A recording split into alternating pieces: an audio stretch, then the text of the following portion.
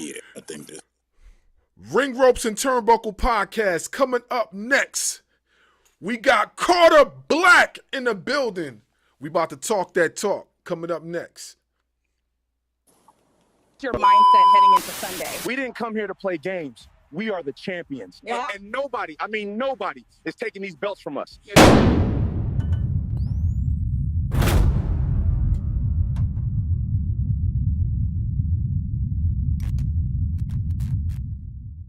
You want the best? You're looking at her. This ain't just a sport, it's a lifestyle. Welcome to the Ring Ropes and Turnbuckle Podcast. We are the champions of wrestling talk. This is the Ring Ropes and Turnbuckle Podcast, your home for real pro wrestling talk. Right. We've got pro wrestling superstar Carter Blaq in the building. Don't touch that dial. Stay tuned. It's about to get wild. Make sure you hit that subscribe button. Yeah, we the champs. Thanks for listening. We gone. Now, here's your host for Ring Ropes and Turnbuckle Podcast, the insightful Scott Bars, wrestling media in the dynamic salute, Darkwing Dub. Please stand by.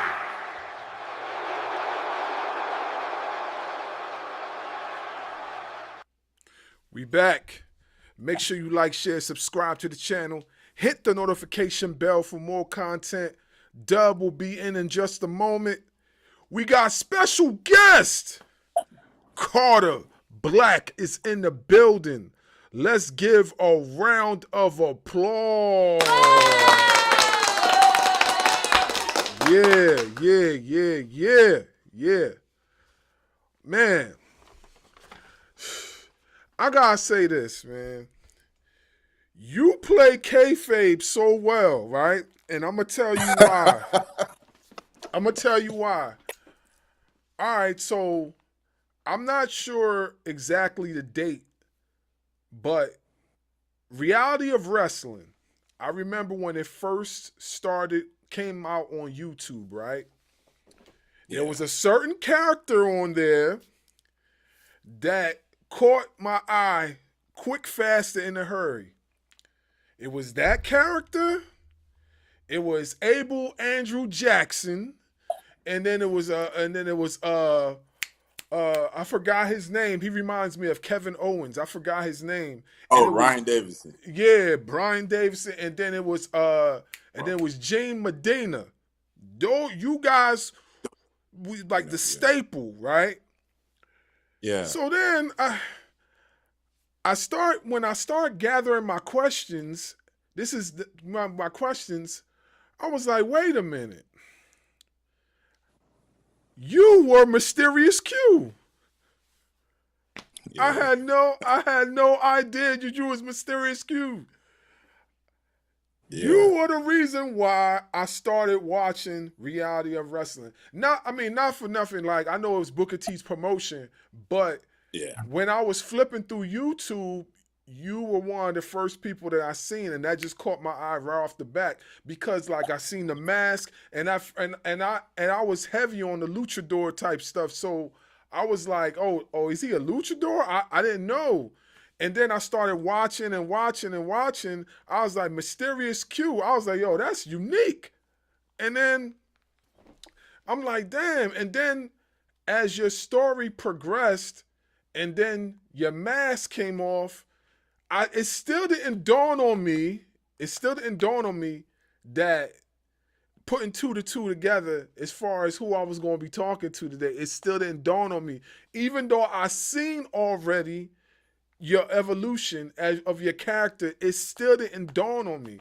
It just dawned on me about 2-3 hours ago when I got back from work and I started reading through my questions. I was like, wait a minute. I was like, I was like, nah, man. I was like, nah, there ain't no way. There's no way that y'all two are the same people. How did you get that off? What was your mind state like? How did you do that?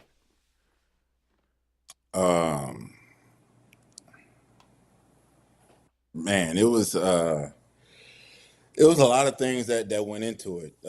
At the time, like when I had like a bad knee injury. Like I tore my Okay. MCL, Yeah. and so like the whole time I was sitting out, like there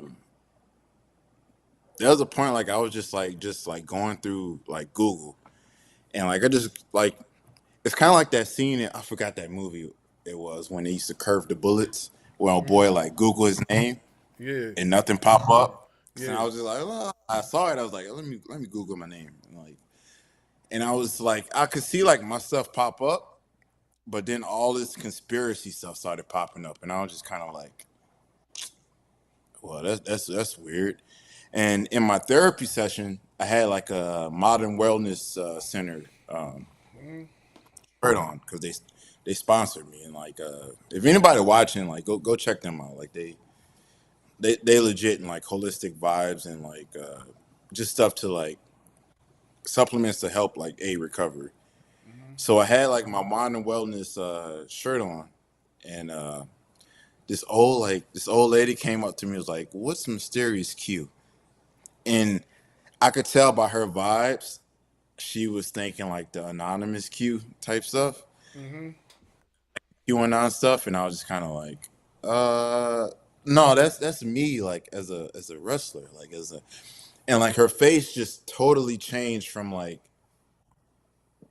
to oh okay, like I know nothing about that. And so like my therapist at the time like showed her everything, and she was like, "Oh, this is amazing. Like I knew like Ric Flair and stuff." And I was like, "Yeah, okay." So Yeah. like when I saw that, I was like, "Yeah, like I gotta like change my I want like something new that I can that you can look up that you won't see any type of like conspiracies type stuff." And also like I mean there's a way deeper like meaning into that. Uh I won't get into it right now. I won't get into it right now. But like it Yeah. was a deeper meaning to like changing my whole like get up and everything. Yeah. I'm gonna just say this: you played that off magnificently because I did not even know. And the funny thing is, like I told you, it still didn't dawn on me. It didn't dawn on me until like maybe a few hours after I got back home from work and I'm settling in. I'm watching Saturday night main event, just like you were. I'm watching Saturday night main event, and then I was like, wait a minute, hold up, like, and then I'm putting my questions together, and then that's when it dawned on me that you got, like you played that off well. You played that off well because you displayed something that at a time like if this was like maybe like 20, 30 years ago, you know what I'm saying?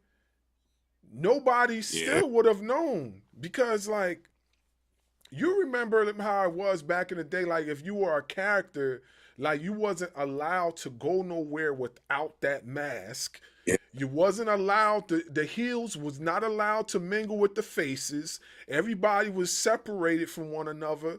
Like you played that off. I was like, yo, that's what it just I I could speak to that because I had like two real good because I mean I can't my original trainer was old school like the OG Tugboat Taylor, not the one you saw in like WWE, but like the original Tugboat Taylor. And he had this guy that he trained called Buster Time and Don Kimball. Like this dude, to me, this dude was like goals on everything. This dude did everything. He played football, played with Walter Payton. He uh he wrestled like with Shawn Michaels and stuff like under their banner. Dude was a singer. Dude could play like he could play the instruments. So like dude had like everything like checked in my mind at the time. Like man, if I could bag me a bad chick, like this this is everything like I would. But he was very adamant because he gave me the character Q. It was just Q. And he gave me that character, and he was just like, "You gotta protect this at all costs." Like he said, like imagine this is a snowball rolling downhill. and he was like, nothing in the world could stop this snowball. So every time it rolls, it gathers more particles, it gathers more momentum. And through that, like he knew Supermex Sean Hernandez, and Sean Hernandez trained with Tug as well. And when I came across Sean was just like, your body is too recognizable. So like you wearing this mask, you need to like be committed to it. So like he was giving me the aspect of, hey, in luchadors, they take this seriously. So you need to take this seriously because you are venturing into their territory. Even though you are a brother in the mask, you need to take every step that you take needs to be as a step a legit luchador would take. And so I remember like hearing that and like processing that like as a kid, because I was like 19 years old, and I was just kind of like, I'm not like a legit luchador, and I was like, all right, cool, like I'll show you then. And so yeah, so like I tried to like, up until like points where I had to take it off, I tried to keep everything like up to like a Mystique vibe with it. So like there was a point like I'm probably jumping ahead, but like when I wrestled at Reality of Wrestling, Stevie Ray came through, and it was before like I met Stevie Ray like with my mask off, and like he thought I was Hispanic, and I was just kind of like, all right, cool, that's the vibe we going with. Like people would think I was Hispanic, but you can see like how I walked, like I wasn't Hispanic. like I had like a certain walk, like I mean, people would know, but like yeah, I had a certain walk to where it's like, all right, cool, like I ain't Hispanic, but everything else, like I was trying to keep a mystique of, okay, this is not me. Nah, you got that off because I definitely didn't know. And usually I'm pretty good with deciphering certain things, and it usually don't take me that long. But I definitely listen. Your whole mask thing was fire because like you kept that under grabs for years. It wasn't like no simple thing you could figure out. I mean, not for nothing. We know who what's his face on WWE. We know L Mass, whatever his name is, the character he's playing Bro, right they now. got or El El Grande Grande America. Mexicano. We Yeah. know who Oh, El Grande yeah. Mexicano. We know who all three or four of them are. You know what I'm saying? Yeah. But Right. I can honestly attest that I did not know that was you, and that's why I think that's so fire because you kept that under grasp for such a long period of time. And I know if I didn't know it, and there was probably thousands of other people that didn't know. You know what I'm saying? And Yeah. I think that's cool that you was able to do that. Let me ask you this question. Did you have to like walk through airports with the mask too? Because some luchadors do Oh that. nah. See, bro. See. That's one of the things I knew. Like my stature, and shout out to my mama, who always told me, "You a big black man, so you can always draw attention. So you can't get upset, and you can't do unnecessary stuff to like draw attention to yourself." So nah, like I never wore the mask in the airport because I knew like if you was a wrestling fan, like it like to be fair, like I've been like I started like flying out to other shows in 2019. It wasn't until like maybe like 2024 where like I was in an actual like airport with somebody who knew who I was, and they sent me like a photo of me, and I was like, yo, this is some crazy ass like this. I'm on bad.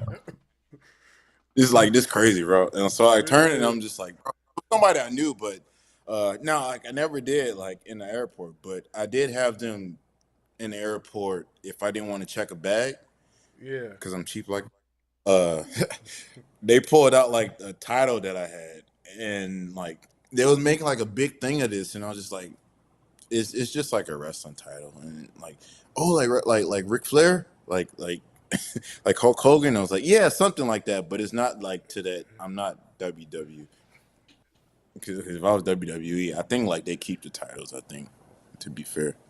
Yeah, I think I think they give you a duplicate though, because I know a lot of the wrestlers they have Yeah, duplicates like of their after the fact, titles. yeah. But I think like because and like it makes sense because I'll tell you this story.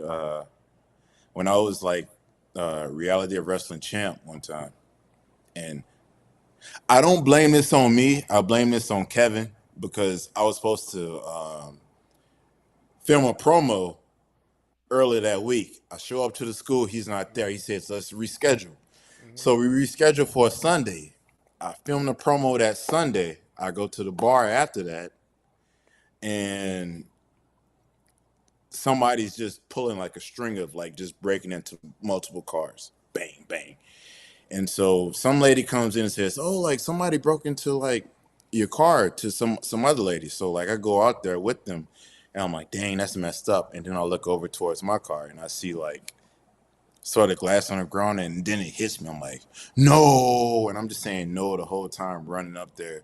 And I go to the back of my car and I see it and like my bag's gone and it had all my gear, my mask, and a title at the time. And I'm freaking out because we got a show like the next Wow. day. I hit my gear guy up, who was Aiden Cristiano, goes by Oz, and like he's notorious for like taking a long time on gear when it shouldn't take that long.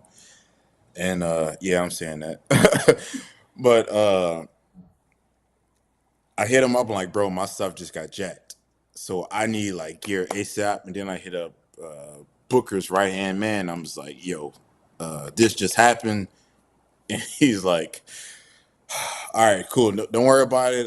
We'll find like a replica. So we was using like the WCW replica title at that time, bro. Oh So like what? yeah, so like in my head, like I get like why WWE would keep the like the legit titles or whatever, and then like after like you had your reign, like hey, like give you something like to put up in like your man cave or whatever. So God, wow. Man, that is a story, man. And not for nothing though, man. I those titles are pretty valuable too, because yeah, that's not the first. That's not the first story I've heard that a title has gotten stolen. Like I think yeah, it was like just like maybe a year or two ago. I don't know if it was in WWE or AEW. One of them titles got taken. They got snatched. I think it was.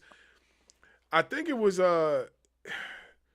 it when Jericho was the champion over at AEW and the AEW title got taken? It was along the lines. It was one of the promotions, but title got stolen, and they and AEW title. If you go to pawn that, that look like it's that look yeah, like it's worth a point. yeah. That's what I'm saying. So like I know like people like a lot of like deranged fans. They see something like that, they immediately trying to hop on it right away, and especially nowadays with the fandom, these fans are crazy. So anything they could do Yeah, to get up, you know what I'm saying? They'll do it. So yeah, I definitely heard a few stories like that before. Yeah. My next question is how would you describe the essence of Carter Black's character, and what message do you hope to convey to the audience when you step into the ring? dang, the essence.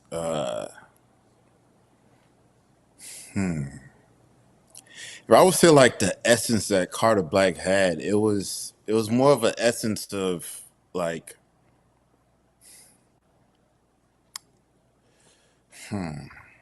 that's a good ass question. My bad, I didn't mean to curse. No, no, no, you good. You good. Yeah, like the essence of it would be like, I mean, one like a new like essence of killing the mysterious Q type Mm-hmm. character, like really Mm-hmm. trying to separate that, Mm-hmm. And if I had the message that like I want to like when I step into the ring is the main thing is just when I say like because Carter Blaq would say a lot of things like painting black, meaning that whatever like preconceived notion or preconceived image of you, you could paint it black because the absence of everything is just black. So like you can recreate everything that you want, like in life, if you just paint it black. So like, oh, like this is the picture that you painted of me.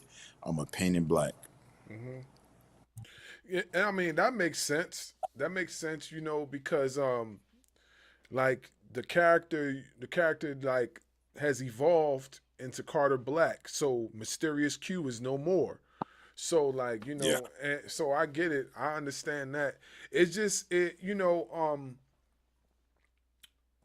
one thing that I did notice is that too, that when your character is evolving into something different, you're not only changing, the character's look, you're also changing the move set too.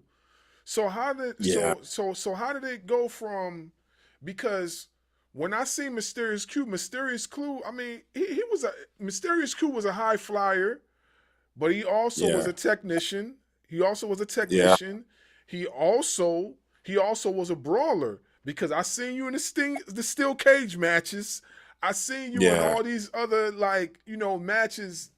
You know what I mean? So how did you go from you know having that just type of move set to this new move set? Like what was the whole change up like?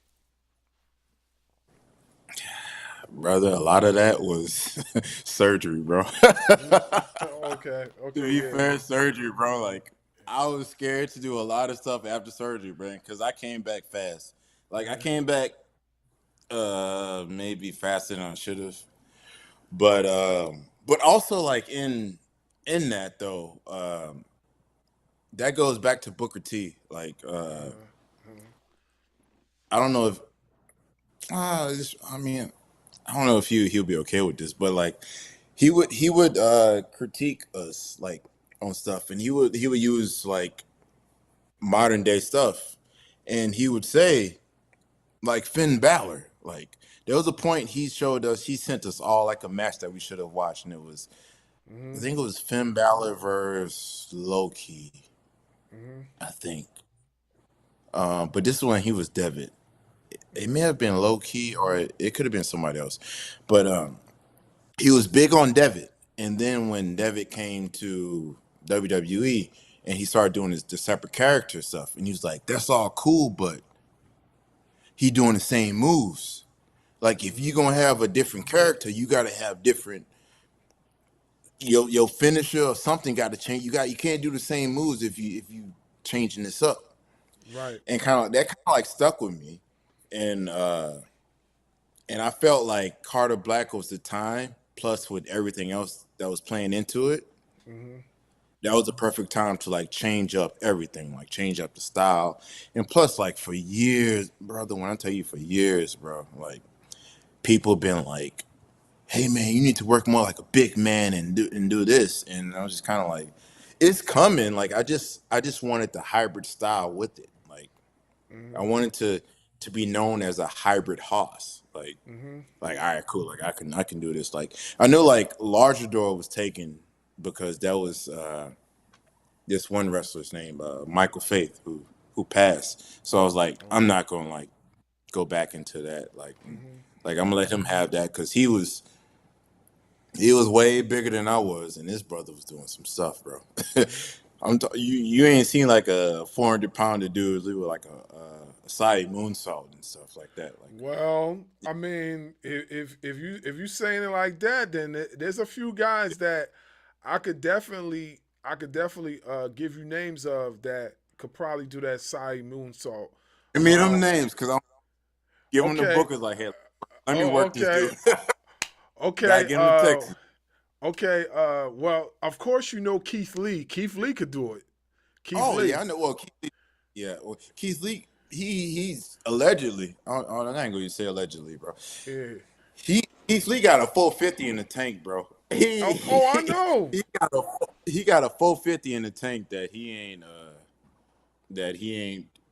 ain't put out. But yeah, Keith Lee is a different type of beast, bro. Like Yeah. that's who.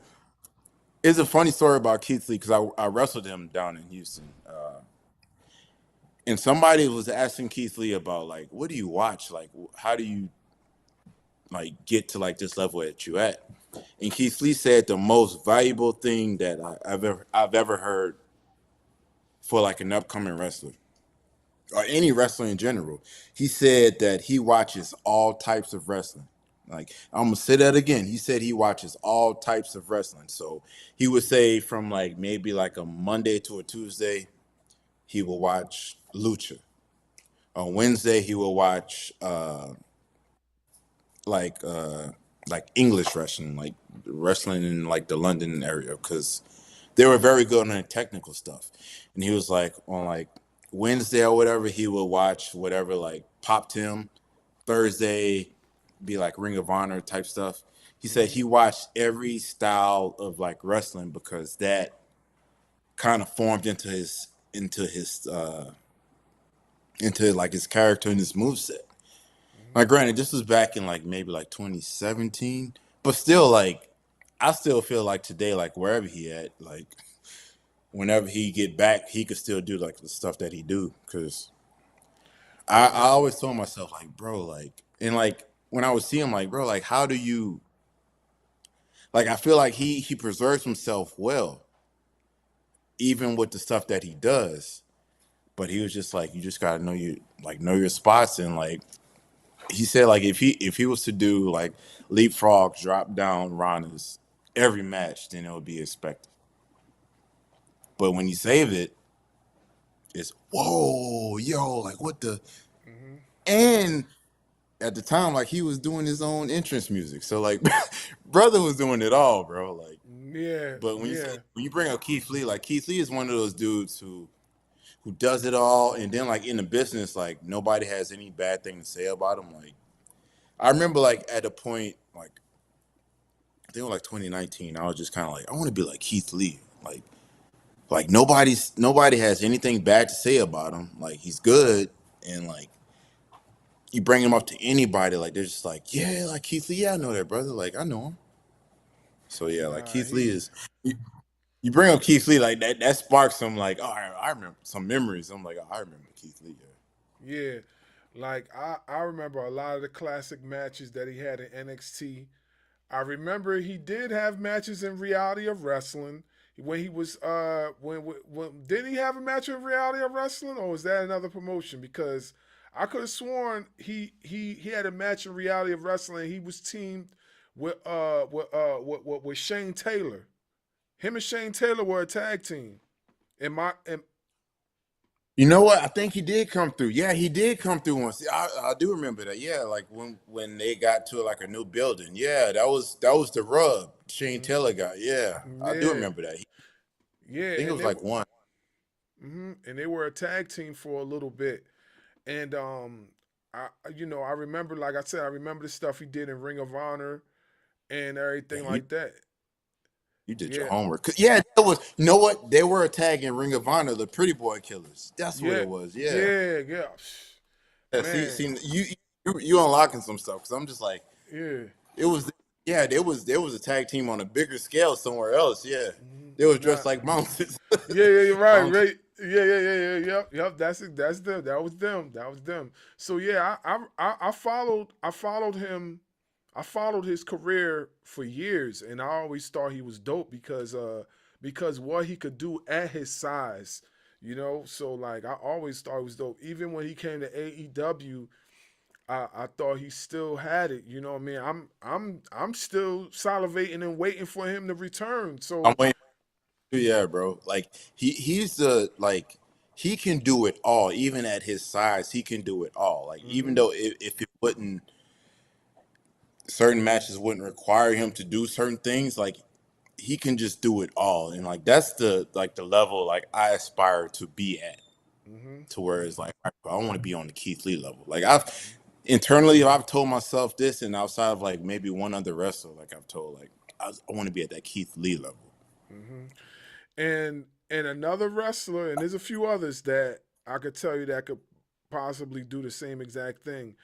The next wrestler I want to tell, I don't know if you heard of him, but his name is Yaya. Have you heard of Yaya before? I know Yaya. Bro, actually, yeah, you know what? Yeah, I've wrestled Yaya before. And you know Yeah, what? Man, I am so proud of his come up, man. Because I've seen him because I used to go to Battle Club in New York. And yeah. and he was there. I think no, you know what? I met him first at Faye Jackson's Gray Sweatpants Battle Royal, the first one. Mhm. And it's crazy. Like I met him. I met a few other people there. And like I saw him, like he was cool. Like it just seemed like he would just joke around about stuff like all the time. Like he wasn't serious. Like it was like wrestling was his playground to me. It seemed that. And I would see him always come up to Battle Club and he would do his stuff. And then once Ashe started, then like I don't know, like it could have just been like life as he matured, but like once Shay started and like started like showcasing him, like his whole like style and demeanor just changed. And I was like, all right, cool. And we wrestled in Battle Club in New York, and I was just kind of like, yeah, this is a different dude that I expected. Like I should have been way up on my stuff at that point. I feel like, all right, cool, like you leveled up, like bro, like I need to level my shit up, bro. Mhm. But yeah, Yaya, man, Yaya is I feel like he's so underrated too.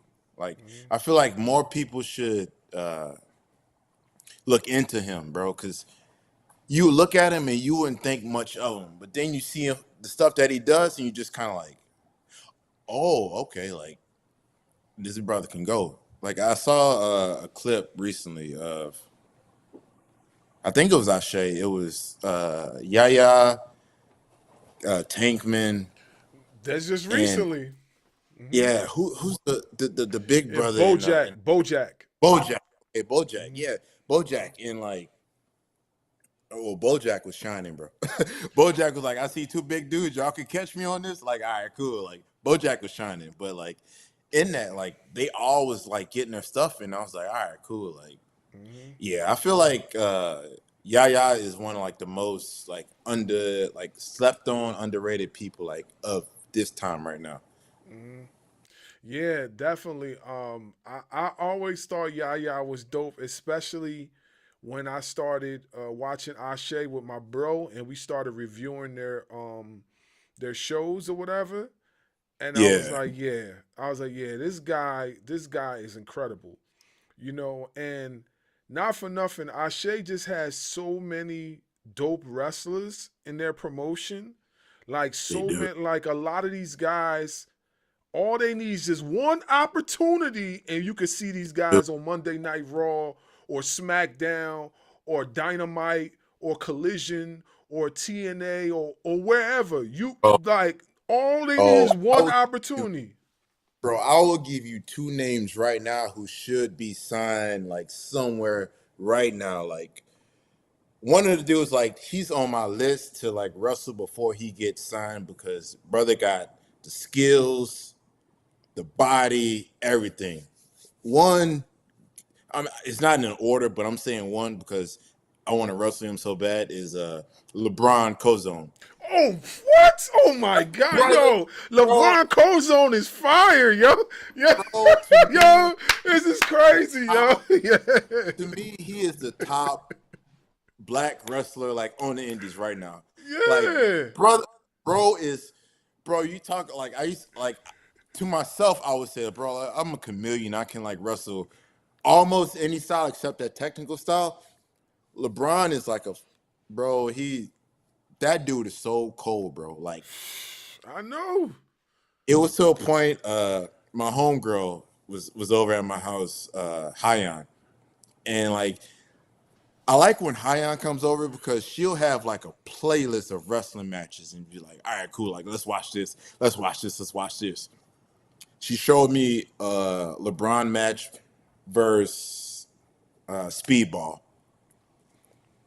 And bro, that was like the best indie match I seen at a moment. And then every match after that, LeBron matches was like, bro, like you could see like the evolution. And you know what? Like I think part of that is credit to Speedball, and I want to give credit to Speedball because damn, my bad. That the conclusion of the Cena match just happened. So shout out to Speedball because Speedball can unlock wrestlers. Because I seen when Speedball wrestled Brian Keith for the first time. I was there live in person, and I could see where the match went from.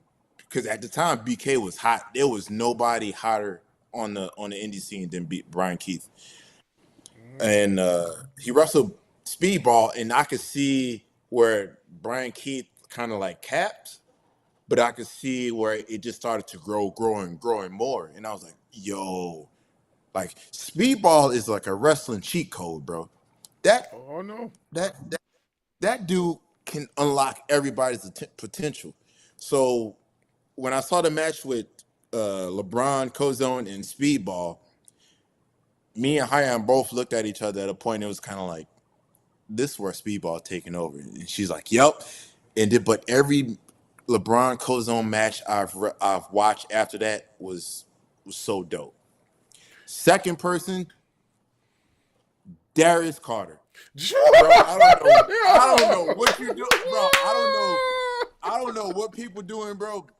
Bro, promo, package, yeah. the poise, in-ring skill, bro. Sign it somewhere. Bro. I don't like even like Ring of Honor. Like it's baffling to me that this dude not even on like NWA or TNA, bro. Like he has to be signed somewhere, bro. Yeah, like, I know. Like you talk about people, like he's one of the few people that like I would recommend to wrestle in a new state somewhere because it could just be him and his promo package. Just give him a promo early in the show. He come out, or you just don't give him a promo. He'll come out. Just his aura will make you just want to boo him. Like LeBron Cozone, Darius Carter, bro. Like Darius Carter. They just wrestled. They had a match in Ashe's last 2-year anniversary. They had a match. Darius Carter versus LeBron Cozone. That joint was fire. They had a match. I know it was, bro. I know it was. Like, I gotta go back and watch it though. I gotta go watch it. Yeah, that joint was crazy. That joint was. I ain't gonna tell you anything. I just go watch. I'm pretty sure. I saw like a clip, and I'm just like, bro, like ain't nobody, bro. Like, I don't think on that roster, I would say like Ashay's roster, nobody is to that level where Darius is at, bro. So Darius got to carry that.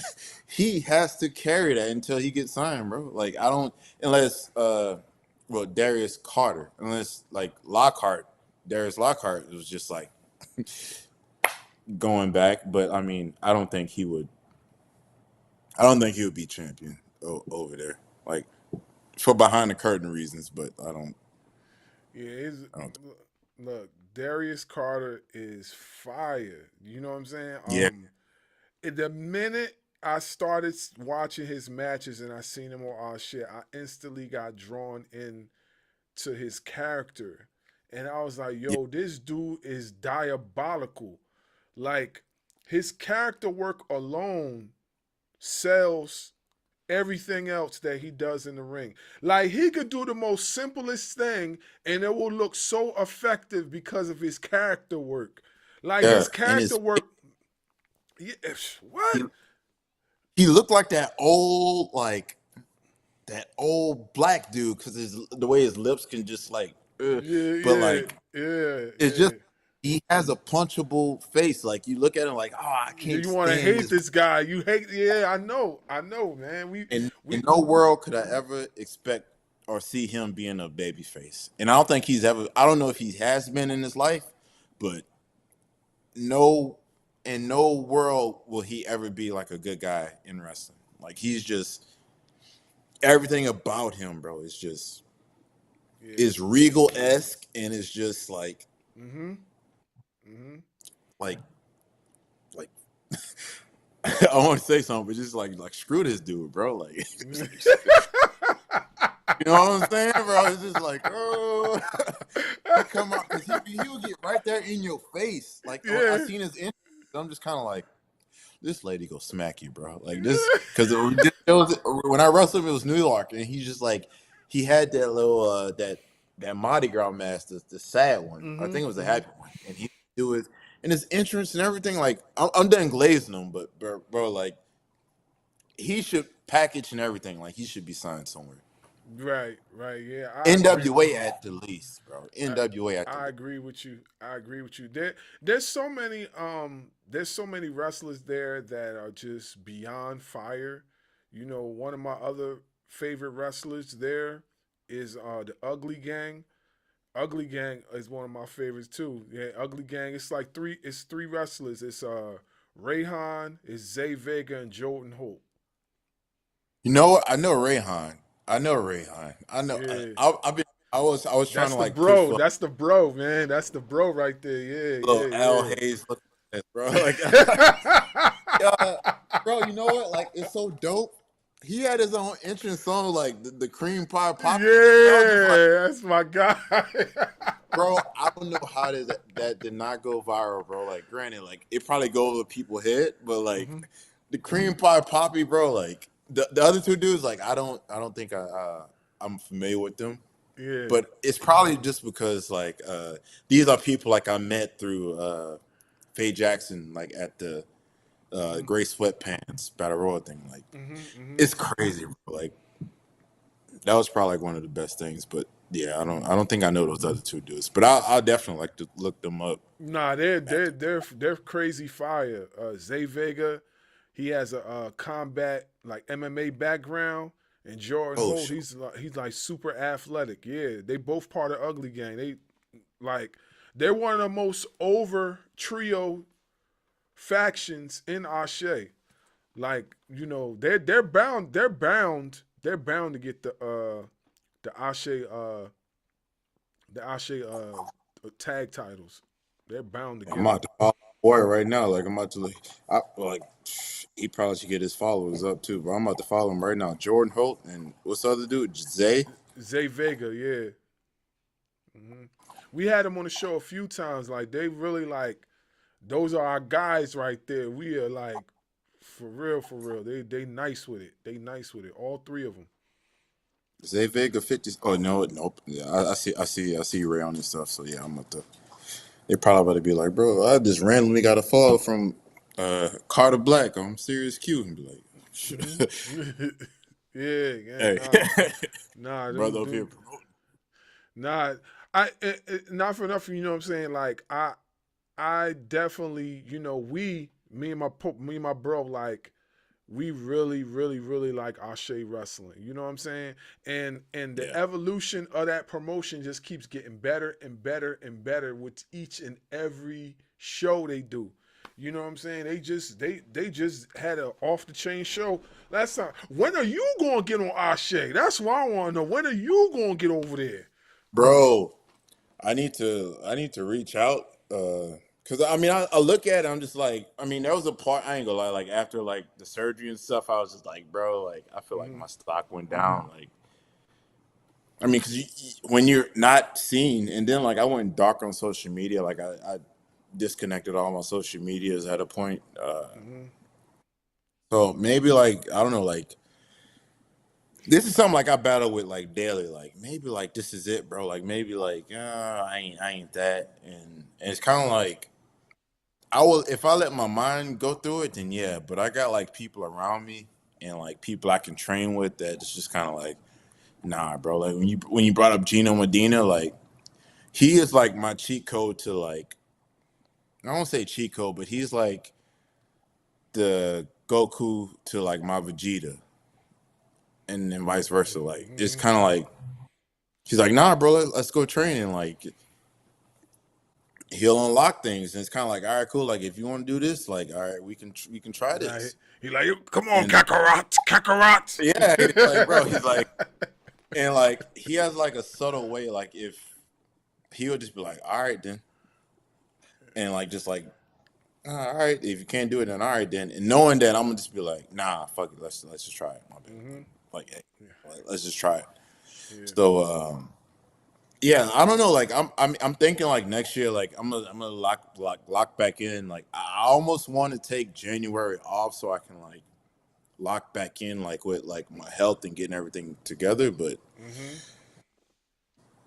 if it's another thing that I learned from Book, like this probably go be like a podcast of all Booker gems. It's like time off is like the worst enemy to like any wrestler. Like that's the worst thing you can do. Like if you're able, like it's just take time off. So I don't know. Like maybe like build my profile up, build my like highlight reel up, and then like hit up Darius and see like, yo, could I come through or because LeBron recently came to Houston for a show, and like I met LeBron when DPW came, Deadlock Pro came to Houston, and I was still like recovering at the time, but I was just going to see Chris Bay, and I met up with him, and he was just like, "Yeah, bro, I can't wait to have you back," and blah blah blah, and this stuff, and then when I went to LeBron, it was kind of like that look of like hoopers. It was kind of like,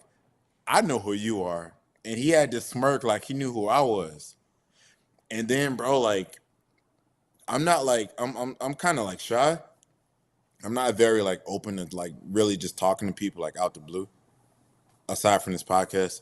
Uh but like he just came and sat down and talked to me and we just started chopping it up, bro, like for like damn near half the show. And he was saying how he had a school somewhere, and I was just like, "Yo, bro, like you in North Carolina?" I think I said I thought he was in St. Louis. He's like, "No, I'm in North Carolina or somewhere." And I was like, "All right, cool." So like, if I ever like roll up there, like I wouldn't mind like if you would let me like to just come train at your school, like let me like roll around with y'all. And he was like, "Yeah, whenever you just let me know." And so like if I was ever to be like on our show, I would hope like both of those would coincide with that. But I know ultimately it would be me probably stepping my stuff up and building up my highlight and stuff and like just getting back to like how I used to be, Right. but Right. not mysterious Q though, Right. not Yeah. mysterious Q. Yeah. Yeah. Yeah. It's understood. Yeah. Well, listen, Mr. Lockhart. Mr. Lockhart, holla at your There, boy. Holla at your boy. Holla. please. I met him a few times too. Like I met him like he was a cool dude when I met him. It's crazy. Like see, like at the time, like Brian Keith was still like he was coming up. But it was like the photo culture show when for GCW back when like AJ Gray was booking it and he booked Darius Lockhart and Brian Keith. And their match alone kind of like catapulted Brian Keith. And at that show I met Darius and he was just like, "Hey, what's up, brother? Like what's the character of Mysterious Q?"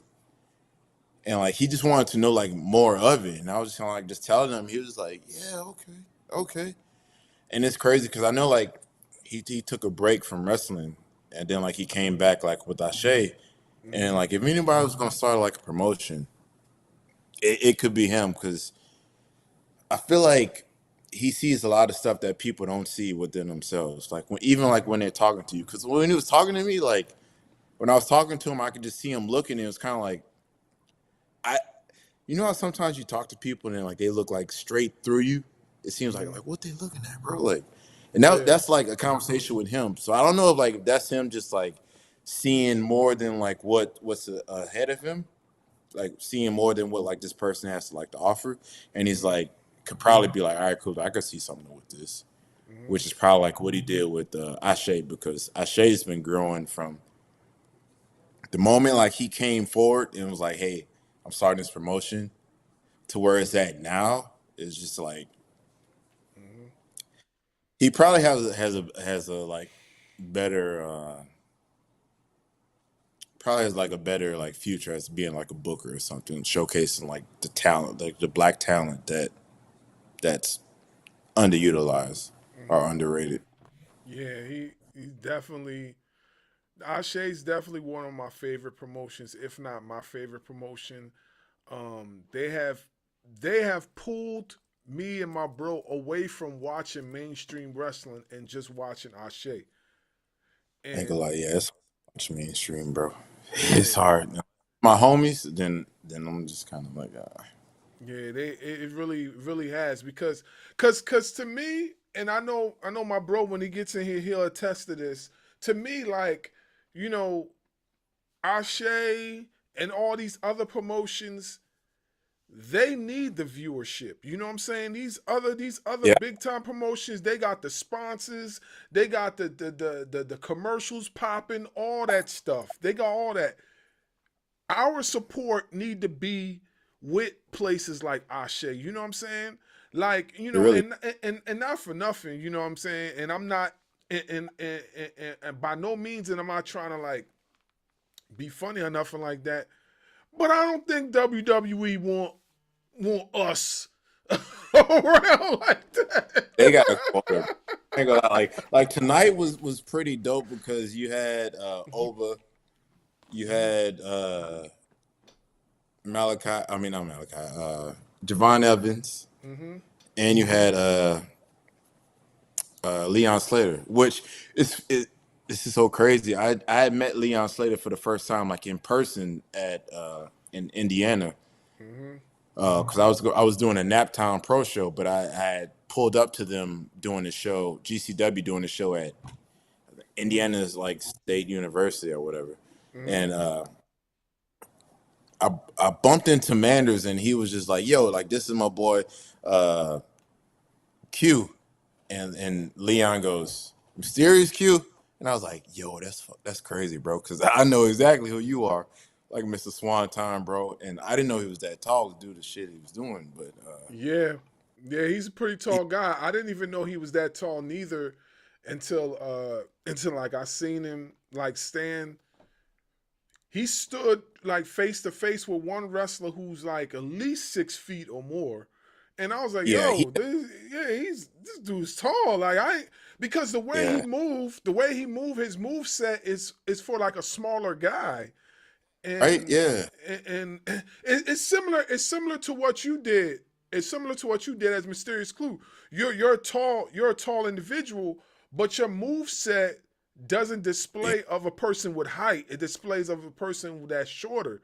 So when I see yeah. you do all these moves, I'm like, and then, you know what I mean? And A then when lot I of find people out, was I would yeah, get the backline. I would get so much from the old heads in the business. Work bigger, work your size, yeah, and it was a point and I was like, bro, this shit's stale, bro.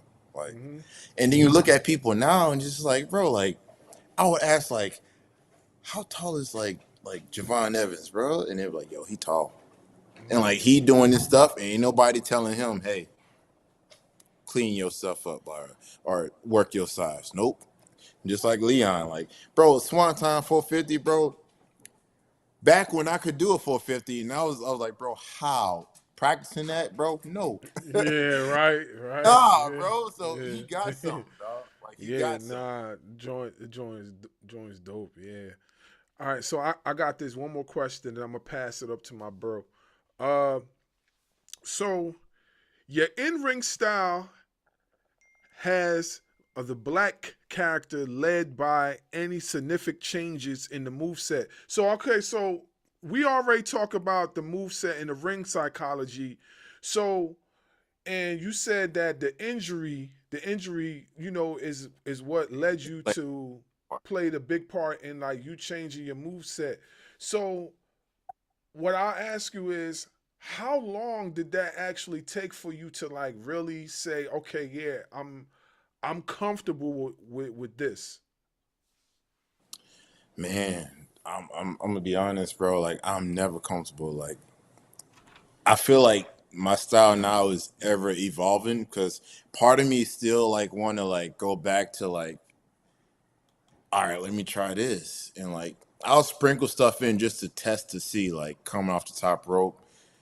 Cause, but I ain't gonna lie, bro. That shit be hurting for like days after the show. My knees be like stiff. Uh, I would say like it's just like like still a work in progress, man. Because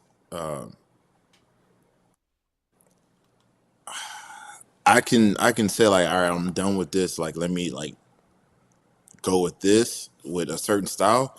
But it's wrestling, man. So like I'll see something like I was just cleaning out my phone the other day, and I was going through like old like videos that I screen captured to like study, and I was just kind of like, damn, like maybe I could try this or maybe I could try that. Mm-hmm. So I mean, it's really laying up in the air. Like being a wrestler, like for me, like I always want to change stuff up and add something new in, like when I need to. As far as like Mm-hmm. I will just bring this up as a reference. Not saying all my matches are like that, but like King's Road reference to where like it was a Japanese style, and like you wrestling like your opponent, Mm-hmm. and when all your moves ain't working, you pull out a new move, and that's not gonna finish it, but like it's a new move that you pulled out, and the fans like, oh, okay, that was dope. But then later on, you master that move, and that becomes like either your new move or it could be like your super finisher Right. type thing. So like I mean that's the mindset behind that. But I would say like as far as I'm concerned, like I'm very indecisive. So styles and stuff that I'm gonna put in, it's gonna always like change, or I'm always gonna second guess something like maybe I should have done this here, or maybe I should have done this there, Mm-hmm. or we're in a new era, bro. Like people coming up with some crazy ass shit, bro, and I'm just like, yo, what is that? Like just filming training, and it's kind of like, all right, cool. Like let me see if I can do something like I would say like copy homework, meaning that like I don't know like how many people copy people homework, but you can't copy somebody's homework word for word. You got to put your word on it. You got to put your lingo on it, so like the teacher know like that's your word. Um, so I would see stuff and just be like, I would just copy their homework and just add it to something like I could do. Well, not for nothing. You know, they say this is a copycat industry. You know what I'm saying? Like people are always seeing stuff and just reinventing it every single time. Like prime example, we talked about Javon Evans and Leon Slater. Who does Javon Yeah. Evans and Leon Slater remind you of? They remind you of the Hardy Boys. You know what I'm saying? If I- you put the Hardy yeah. Boys, you know what I'm saying? I'm not saying they remind you like move for move, but there's certain mannerisms and there's certain things that they do that you like, oh, okay, Hardy Boys, you know what I'm saying? Jeff and Matt, you know, like or even the Young Bucks, you know what I'm saying? Like certain things in Yeah. between in between you could see, you know what I mean? So yeah, I get it. You know, we when we talked to Buff Bagwell, he was even happy. Like people are using his move, the blockbuster, and they still call it the Yeah. blockbuster. Yeah, You it's know what I'm still a saying? block. It's gonna always be the blockbuster. I've used it a few times, and it's like, bro, it was so dope. Like, because like growing up, like seeing that. But the main thing, like you would use it as a finisher on like No Mercy or like WCW Revenge, and you hit Yeah, the blockbuster, then you do the buff, bro. Like that would be times I do the buff Bagwell pose like after catching a touchdown and yeah, like, the football, bro. yeah. Oh, it, like yeah, it's funny you say that because he definitely said that would be a bagging football touchdown pose. He it said is, that. bro. Like, it would, bro. I need to find me like a wide receiver that I know, like in the league, be like, bro, hit this, bro. Yeah, yeah, People might like not know what they want, but like once it hits the internet, bro, like it's gonna go viral. yeah, for sure, for sure. All right, bro, take it away, Dub. I made it, y'all. I made it. Bro. Duty calls, man. Work got me. Um, And that's and first round. yeah. So, how did it feel when you saw your name on the BWI list at number 39? How'd that make you feel?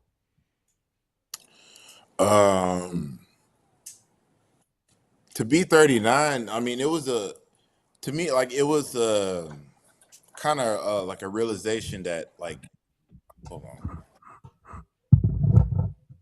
my dog just started drinking water. Right, Sophie. Um, it was like a realization, like, all right, cool, like I'm not falling off because like I was out with injury like prior like year maybe two. So it's kind of like, all right, cool. Like I didn't fall off yet. And then like representation on that level because we have so many like brothers who just want another outlet, man. Like I'm not like here trying to be like, all right, cool. Like this is like the motivational like speech type thing, but when most like of us like when I say us like try to do something different, it's either like rap, play ball, or like the other thing.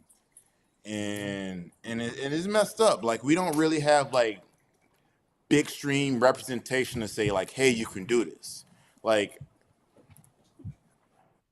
I would hope, like just me being like in like anybody in a, even like the top black uh wrestler. I think it was like Mercedes this year.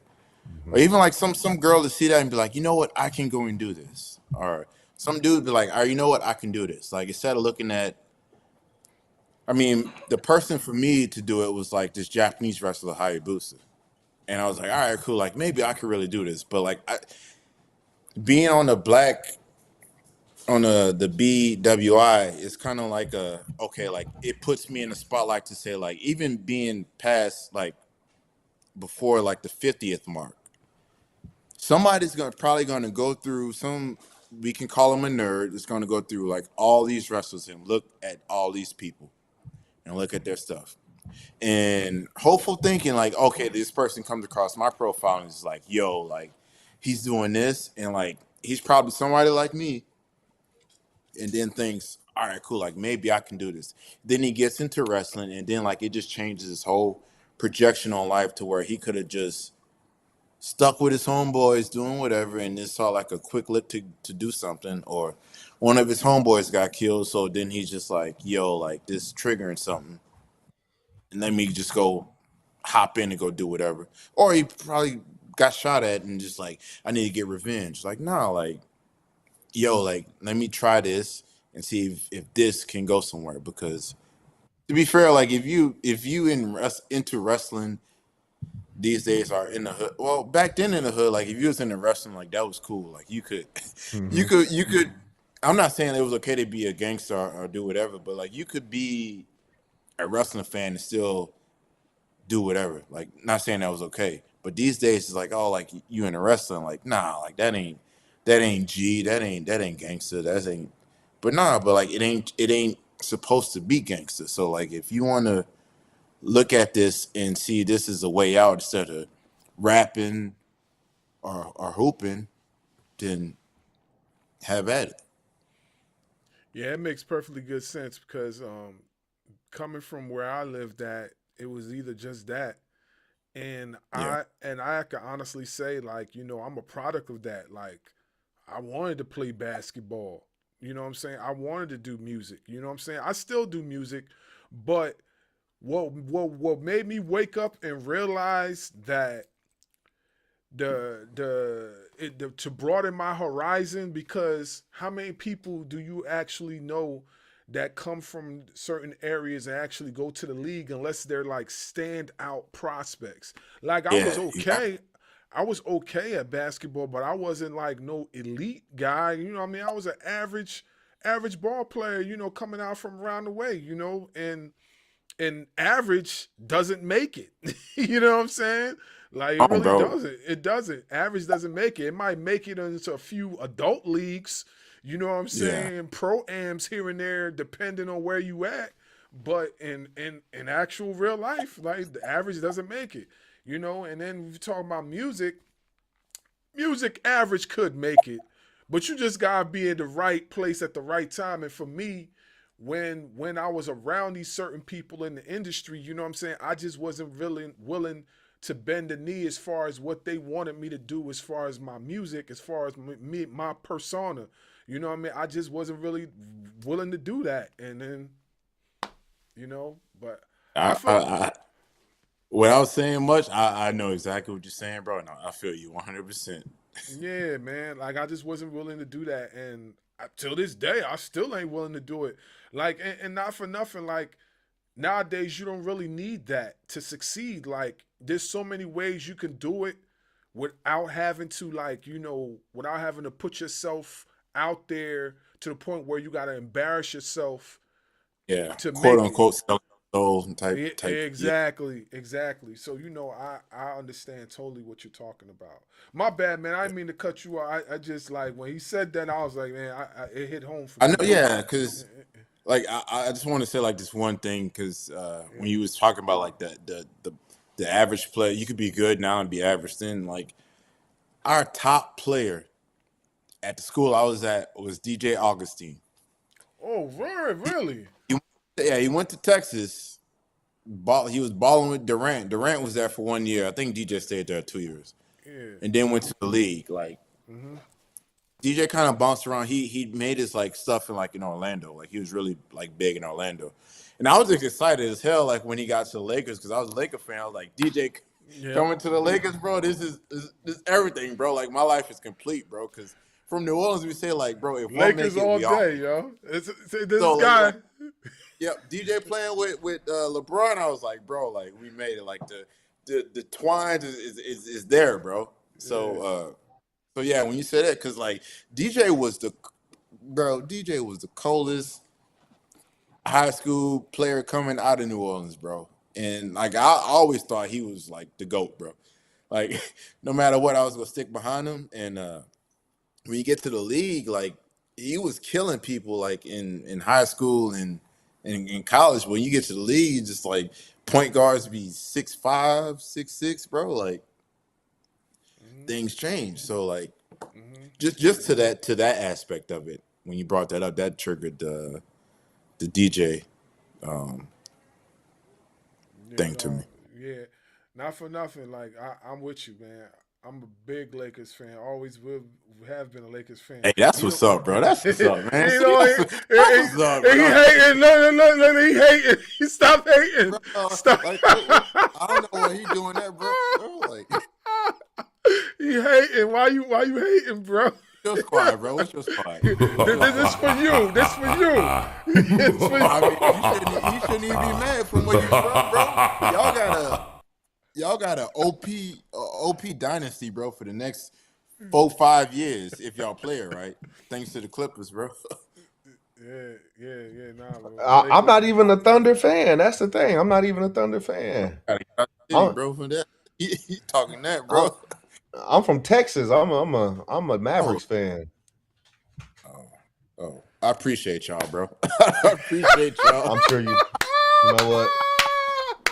I appreciate y'all. Hey, you know what? Thank you, Nico.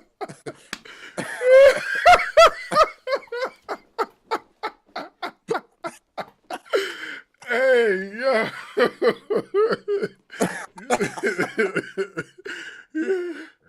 Man. Y'all done yet? Y'all done? We finished, man. We finished, man. We go back to it.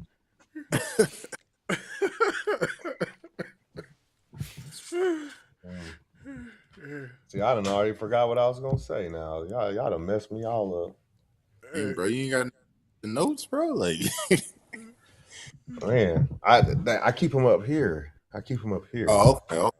You like Lil Wayne then? I don't write my raps down, bro. Okay. Yeah, man.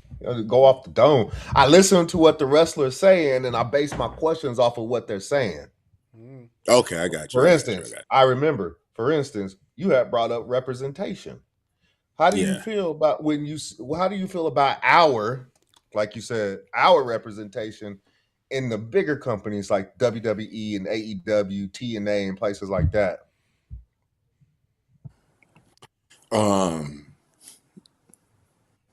Despite like what the internet be saying,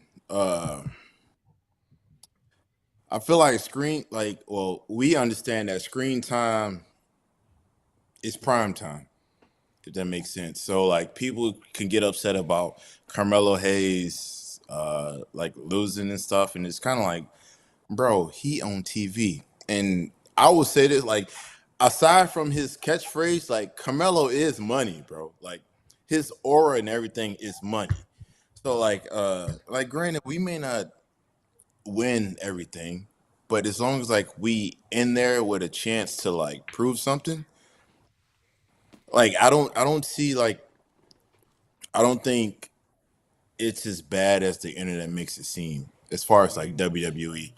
Um I feel like AEW doing a good job of it. I ain't biased or nothing, but I'm just saying like Swerve is probably like their top like one of us that's like doing the thing. And I think like the projection for him is just to be like that top person and that top guy. And I feel like he is that. Like I just wish he would have had the Shaka Khan music to go with that because, bro, his entrance with the with his indie Shaka Khan stuff, bro. Like Yeah. I feel like that's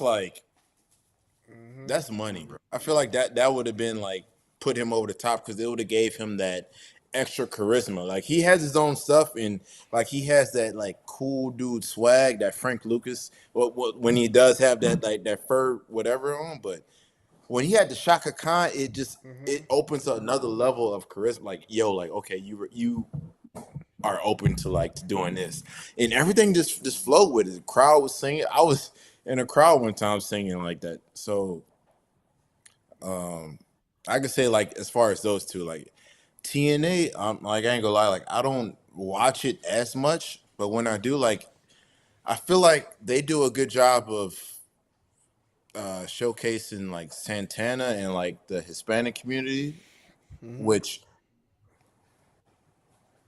well, I was about to say a certain thing, but like I was about to say I don't think I ever came across like a Hispanic wrestler that couldn't work, but in Texas, like yeah, there's some that can't, but Santana, I think I met Santana in Jersey, in Newark, and just like his style of work, like he did the crossover with NXT, and with that from his promo to everything, it was just kind of like Santana could cross over right now and just and be on main roster to me. So I feel like TNA, not so much us, but like they do a good job of showcasing. I think like when Bay was doing his thing, he was. I think like that was undeniable. Like I could be biased. So I'm a Chris Bay fan for life, bro. Like since the first moment I met him, I feel like Chris Bay. They were putting him in positions when he was the singles, like to take over stuff, and then him and Ace just, bro, they just clicked, bro. There was no way like okay, like we not gonna just like pair these two together. Like they just clicked, and even like their style of wrestling just was dope. But Leon Slater like coming up, he's like the hope, and then him being on the thing tonight. So I think our representation is good as far as hey, like if you put us in the ring, then we'll handle the rest.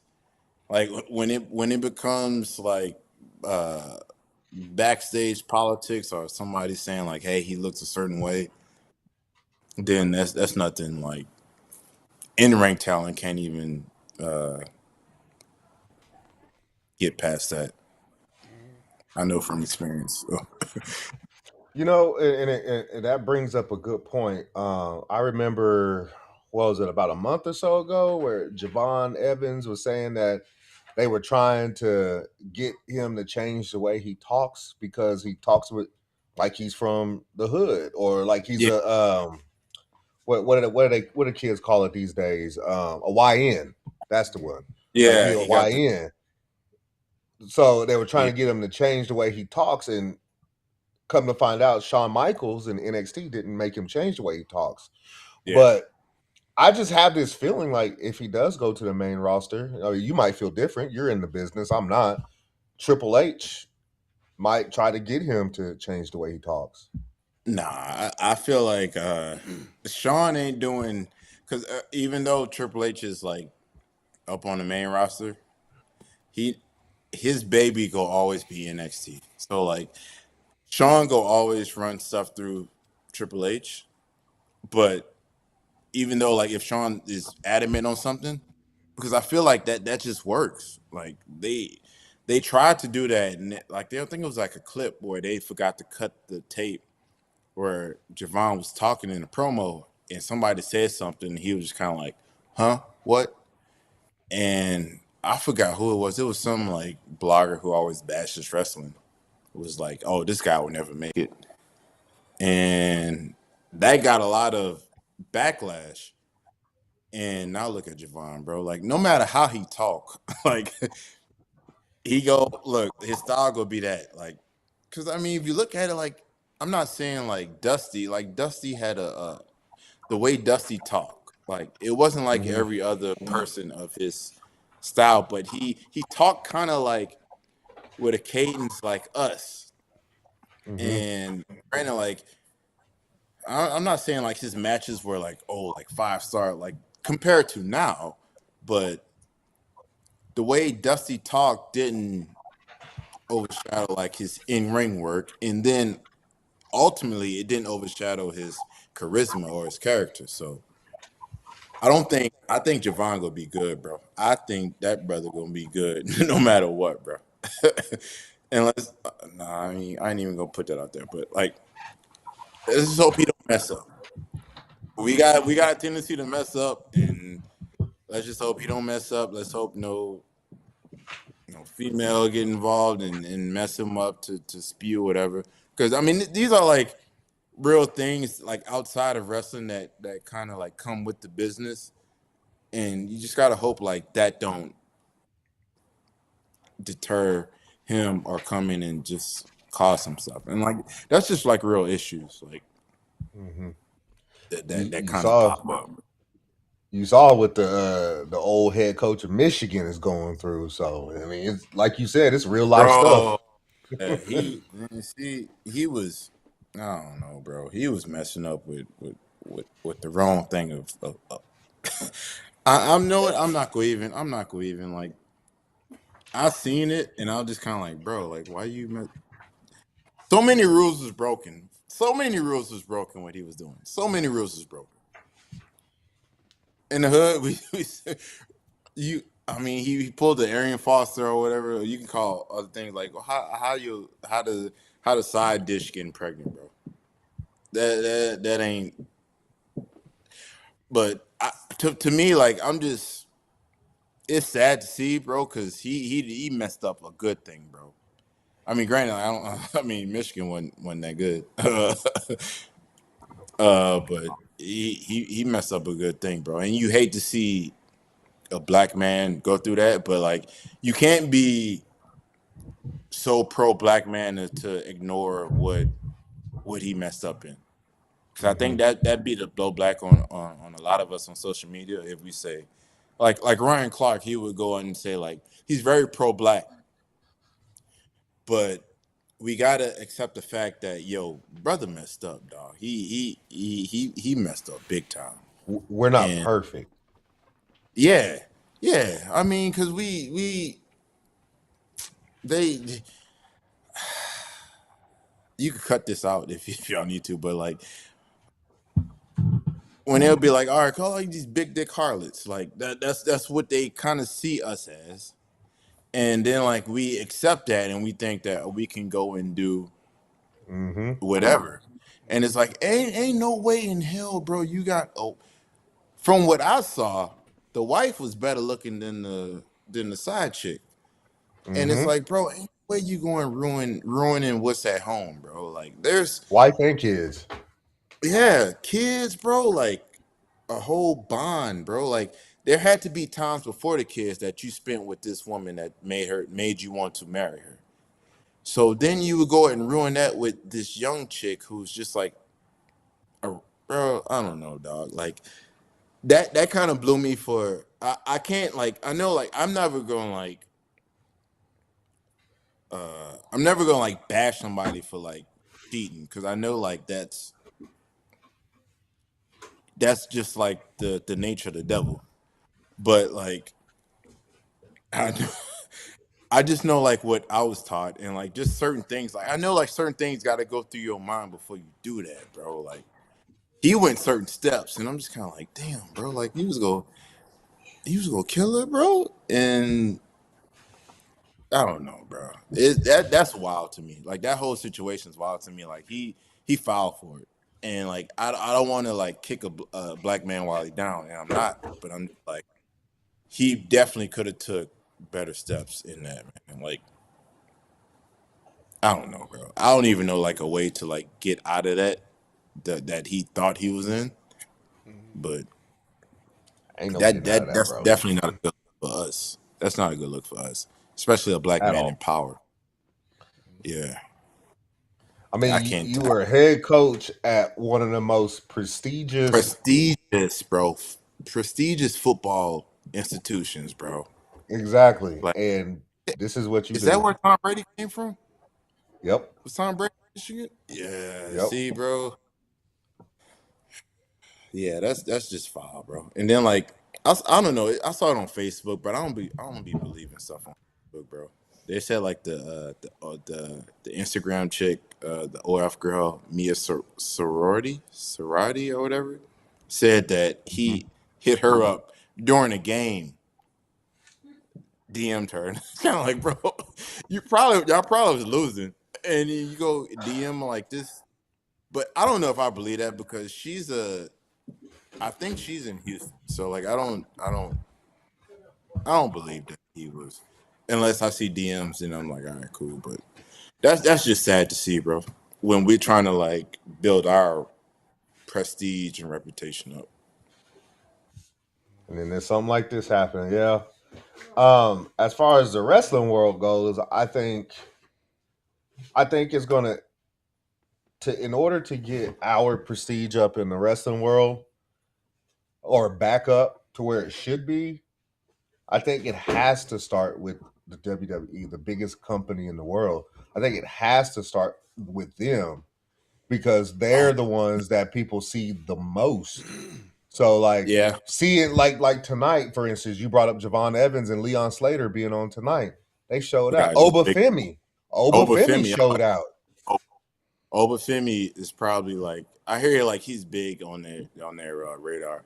I would say Obafemi, yeah, but I'm gonna say this because he a homie, he a fellow New Orleanian.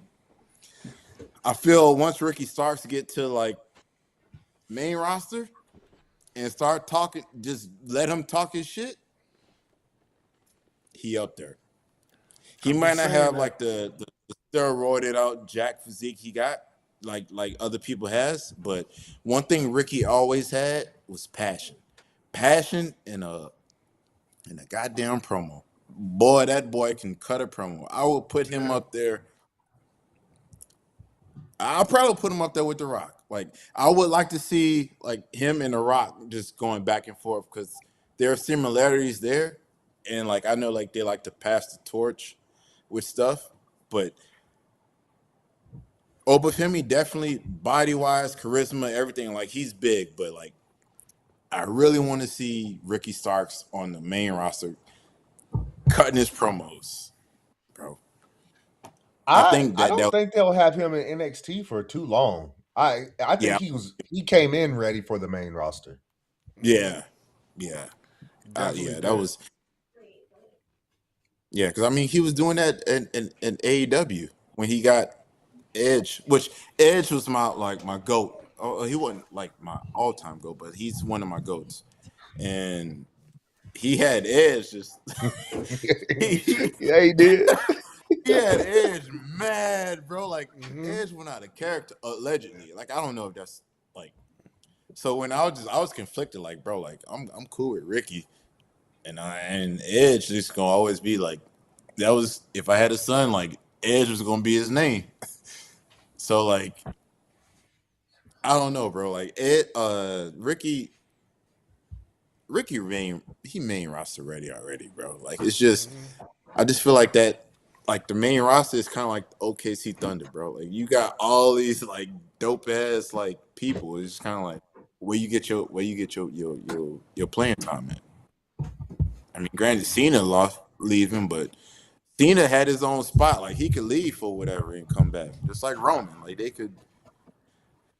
It's kind of like, oh man, I don't know. Like I'll say this, like the Survivor Series, like that main event was the most like superstar packed main event since I guess the invasion angle, the invasion Survivor Series where like the company was at stake, and like I didn't think it was that bad of a main event, only cause star power, but I feel like a lot of those stars don't be around as much, so you gotta like build up those new stars, like Jay and I don't know who else, like Jay, well Braun, but they almost killed Braun. They almost messed Braun up, bro, on that move. So I don't know, bro. Like that be my mind when I'm looking at things because I look at it as if because I spend so much time around Booker. I know Booker spends so much time around them, so like I know like it's kind of like the same.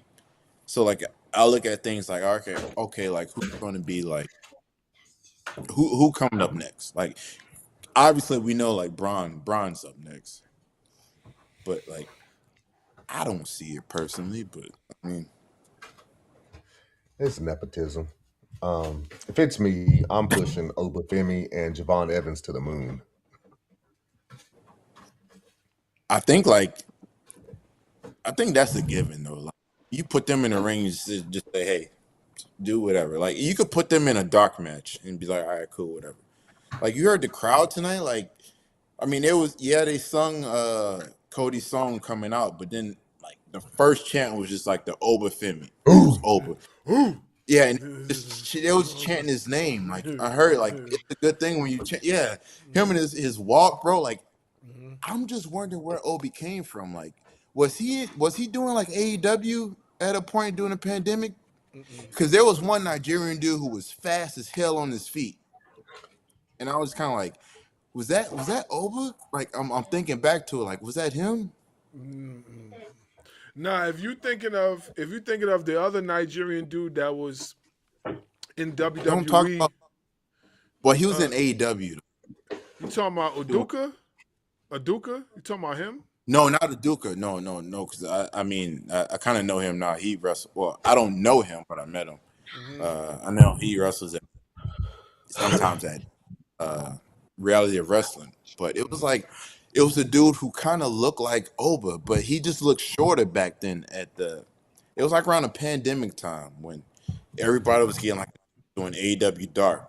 Like Man, he was I don't. fast as Oh, feet. Oba came out of college. He Yeah. was, I want to say he was in track and field in college. I want to say he went to Alabama. I could be wrong, That but yeah, they mentioned he joined WWE out of college.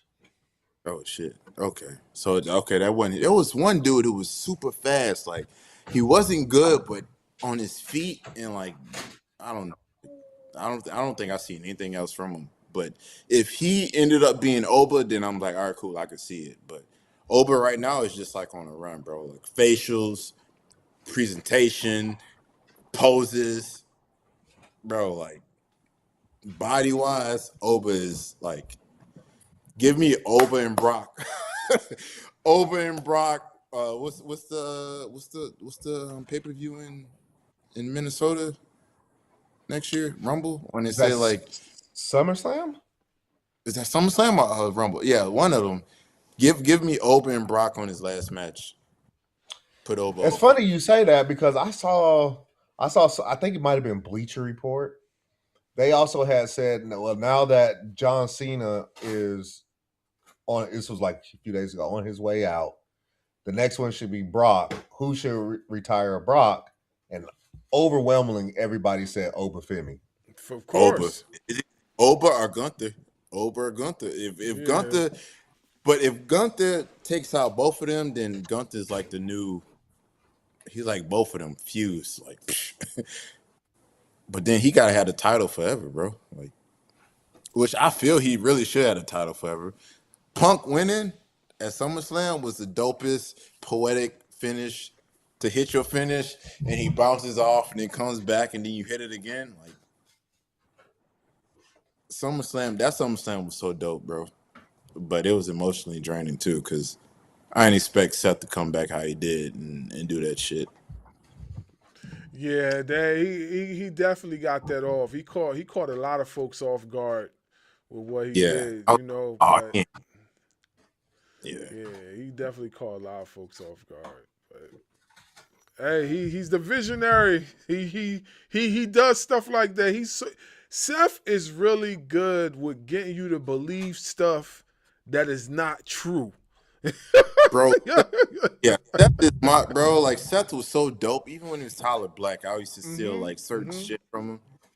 Seth is so cool. It's just it sucks that like he's always been like, I'm not gonna say like the Brett to Sean or like, but they always just never really gave him his like the respect that he needed, bro. Like he always carried shit. Granted, he took all this shit from Darius Lockhart, but we ain't gonna talk about that. But Seth is dope. And then like just for the fact of him having like the injuries that he had, that just sucks. And it reminds me of myself because I had the same injury that he had the second time around. And it happened almost on the exact same thing. It's just he did a moonsault, I did a Hurricane Rana, and my shit tore. But yeah, Seth up there, bro. Like Seth would probably take over my list, like over Edge, if his next comeback is like super like monumental. Yeah. Go ahead, bro. I ain't mean to cut in. You know. No, you good. You good. You good. I'm just like I said. I'm basing off what homie's saying over here. So, But if you got some questions, regardless of like something I ain't say, like just shoot them at me. I'm cool, bro. I'm open book. I'm still trying. I'm trying to get my mind back together because I got called into work, and then my phone can ring at any moment for me to have to leave to go back to work. So it's just one of those things where I'm on call. But Bro, cashing that money in the bank at work, bro. I'm telling you. Have you worked at O'Shea? I haven't. No, we kind of talked about that. Okay. I haven't. No. I guess it's probably a case of me reaching out to Darius and being like in town, because I don't think like I ain't gonna lie. Like I feel like if he was to look down here to bring up black talent,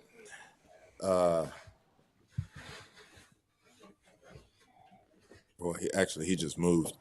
There could be other people like he could hit up, like Stephen Wolf. Like he could bring up like Stephen Wolf to like Ashe, and like Stephen Wolf would sign at a point, bro. Like he can go up there and show out. We got other people that's coming up down here in Texas too that he probably could have brought up, but I think like it's just a matter of me just reaching out to people down there and going out there because I'm in pretty cool with LeBron Ozone, and I know like he has a up there, and I want to go and just like roll around with people up there because I see like kind of like footage and spot people doing stuff up there. Kind of, yeah, y'all doing this shit up there, bro? Like, all right, cool. Like, let me let me try to roll up there and like see what y'all can spark me to do to come up with some new moves or some new spots or type shit. Yeah, because you know that's where Javon Evans is from, LeBron Cozone School. Yeah, he told me that like ahead of like when we first met, he was like, bro, we used to tag or whatever. So I was like, oh damn, work. Like their tag was like Javon was like the world's greatest son. It was something like that. Like it was like they were in a mass and like he was just like, yeah, like I trained him, and I was like, oh snap! And I was like, so you a trainer at this point? He's like, yeah. And I was like, oh okay, that explains why you're so good and shit. But yeah, so that's definitely like on the list, only because like the representation of being like on that brand. When we talk about representation, like that is a brand that's just like, yo, that's like FUBU, bro. Ain't nobody heard Like, FUBU in years. yeah, like right, yeah. If you know, like like I hope I ain't aging myself, but yeah. I ain't gonna lie, bro. I FUBU mean, might come back, bro. Like you might see some Asian dude rocking that shit at the gym, and then all of a sudden he's you back in probably style. do. I mean, this dude down here below me, you know, he like 53 years old, so he done seen it all. This Damn, guy. bro. This 53? guy. Nah, I'm definitely not 53. Don't get him like you. If you see all the gray on his face. Yeah, he trying to cover it. You see all the gray on his face. Look at the gray on mine. I barely got any. And you see all it. I mean, Some people be getting 30. We My were talking kids about be stressing me out. earlier. Bro. I love you, bro, but Keith Lee be. But apparently it's a thing though. But I ain't. That has nothing to do with his wrestling skill or him as a person, bro. Keith Lee, I love you, bro. Don't come for me, bro, please.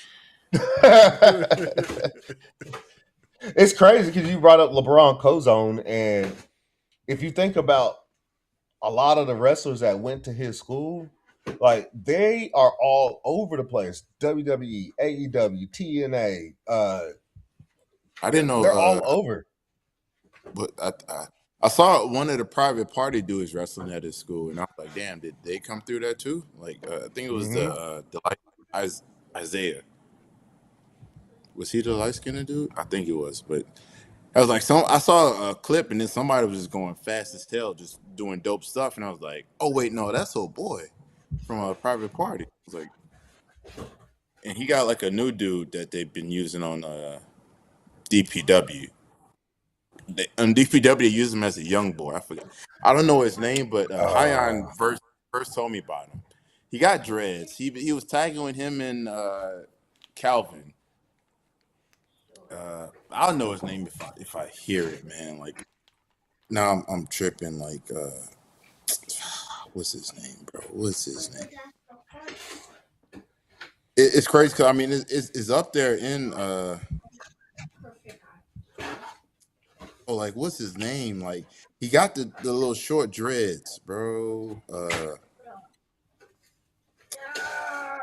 I'm trying to think of who you're talking about. I'm looking at their roster right now, and it shows I mean, he did like Chris Bay went through there. No, it's not. Well, I mean, I know it's not Chris Bay, but Manny Lowe. Yeah, Manny Lowe. Yeah. He's Manny on Lowe. here too. Yeah, you brought up Chris Bay, bro. I be praying every day, bro. If Chris Bay can make a comeback, bro, that would be bro. Like, fuck this John Cena shit, bro. Chris Bay would be the GOAT. He would be the GOAT, bro. Like, and it's crazy because when the shit happened, it caught me off guard, and I was like, I didn't hear the P word, and I was just hoping like everything was okay. And then I had talked to a homegirl who was close with his girl, and she said the P word, and that just fucking that I'm sorry, bro. That broke me down. Like it kind of just like messed me up because it's like, bro, like, why him? And I would say this, like Chris Bay is a powerful dude, and I would say only because at the time, like the world and the wrestling world was so caught up on his on stupid political shit, bro. Like everybody was divided, and that man's injury united a whole culture, bro. Like the wrestling culture to wish this man well wishes, to check up on him, make sure that he was okay, and all this shit, man. So on that level, like Chris Bay is a powerful dude. So like if he can ever get back in the ring, hands down, bro, he the GOAT, bro. He godsended, bro. Okay, He go okay, okay. forever be on my Mount Rushmore. This is like the third time you done brought up Mount Rushmore. See, I be paying attention. So Is it? I let's think that hear was the let's hear first. your Mount Rushmore then. Well, I already said Chris Bay, so Chris Bay, Too Cold Scorpio, Oh yeah. Stone Cold, and Hayabusa. That's my Mount Rushmore. Like right now, like that's my Mount Rushmore. It's funny you mentioned Too Cold Scorpio because you remember Buff used to tag with Too Cold Scorpio. He did, bro. I noticed that like after the fact, like, cause I was like, I kind of always been like a Too Cold fan, and when I was going back looking at his shit, I was like, he tagged with Buff, bro. Buff didn't fit in that shit, bro. Buff wasn't. I mean, But back then dancing. when we talked to Buff, they were tag team of the year. They had the titles for a good minute, and then what he explained to us was that they got rid of Too Cold for some reasons that he didn't even know. You know what I'm saying? Till to this day, I don't hear nobody talk about the reason why Too Cold Scorpio got removed from WCW. Hopefully at some point in time we could get him on the show and talk to him about it.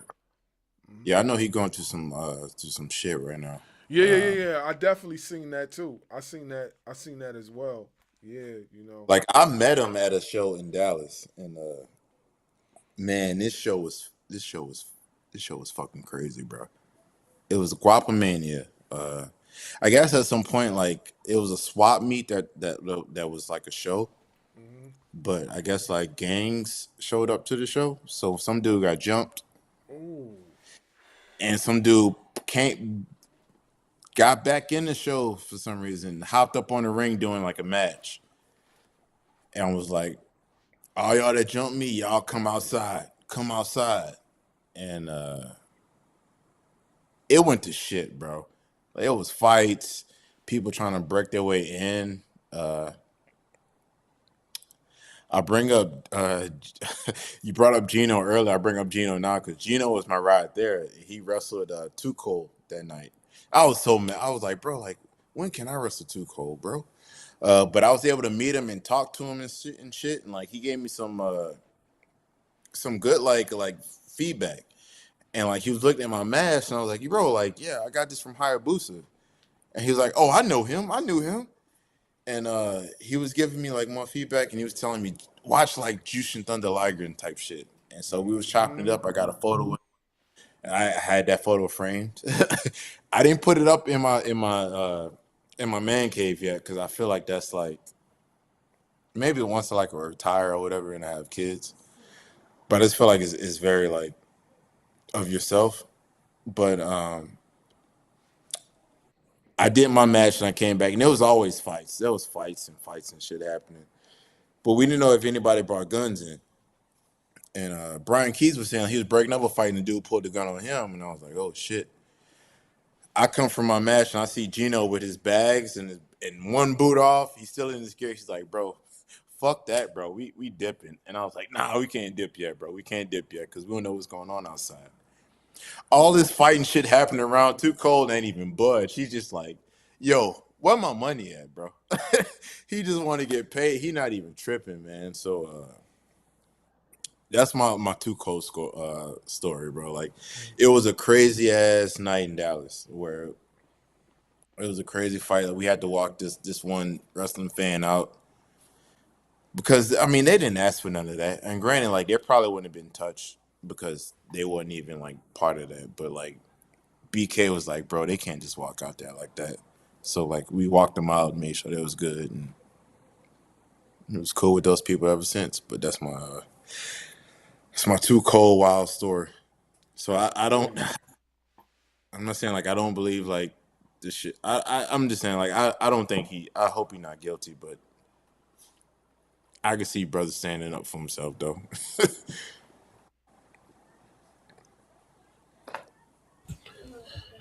So where where do you see yourself in the next few years? Like, have you? First off, I want to. I don't. I might have missed this. He might already asked it. I don't know. Um, have you been contacted by any of the bigger promotions? Um, at this point, by the top two, but the top, it was always through Booker, and like I've had like one like legit 1-on-1 with like William Regal on things like at the time like with the change.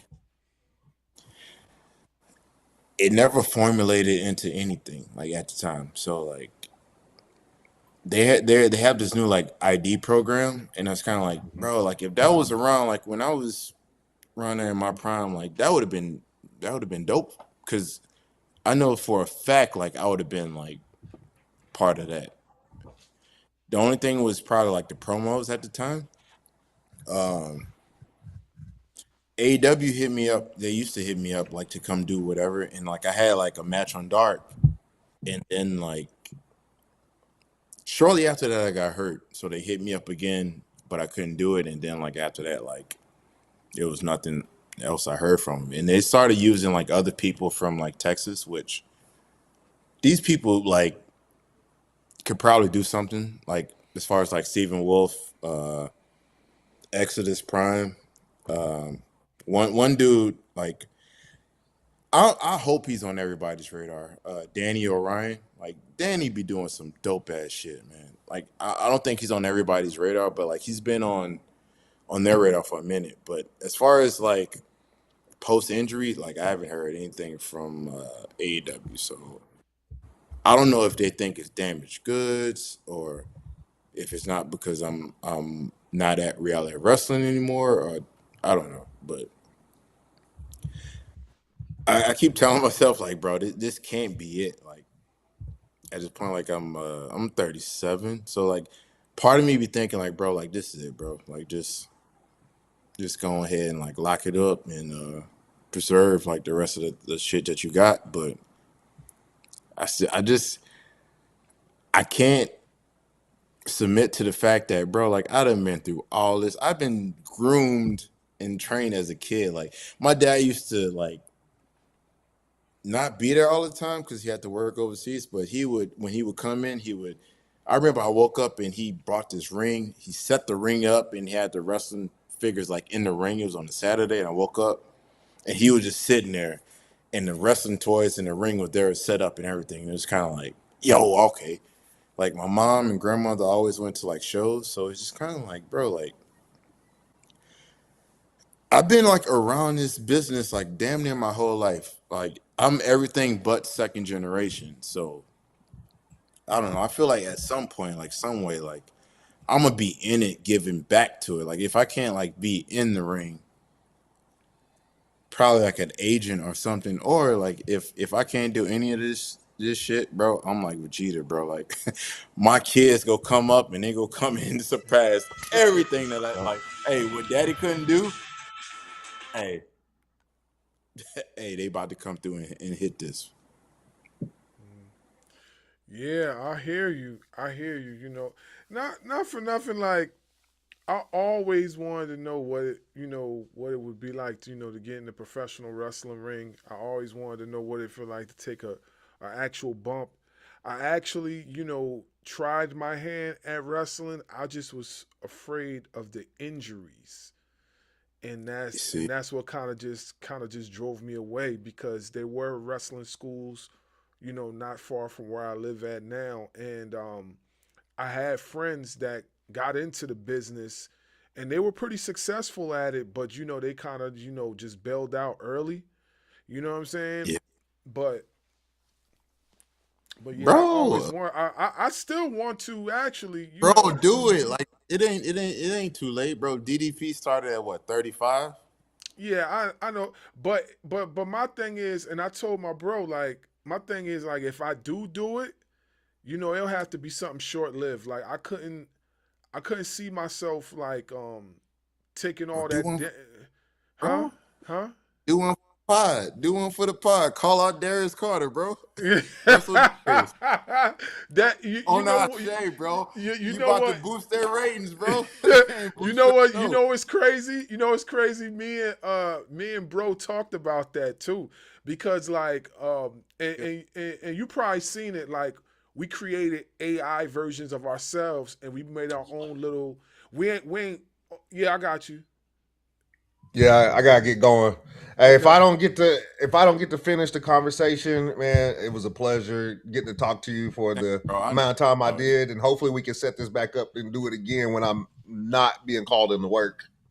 Yeah, I respect that, though. I respect you. You gotta take care of the family, bro. Take care of the house. 100% Absolutely. respect. Yeah. I'll hit you on the phone, bro. Know what I mean, take care All of what right, you gotta take care all of, right. bro. Dang, I want you with Y'all take this. Go care. Lakers. Go Lakers. Thank you, Nico. Boy, stop. You out of line for that. I'm leaving. Bye.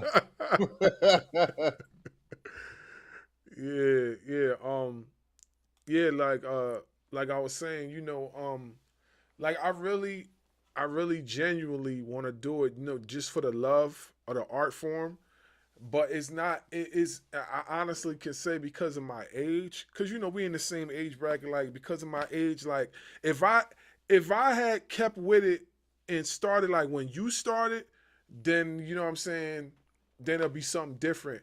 But because of fear, that's why I was like, nah, bro. I can't even. Bro, I feel like God kind of like, because I was recently told about fear, and they had a scripture to go with it, but they were just like, God say, bro, you got to lean into the fear. You got to lean into the fear of doing things. Like, I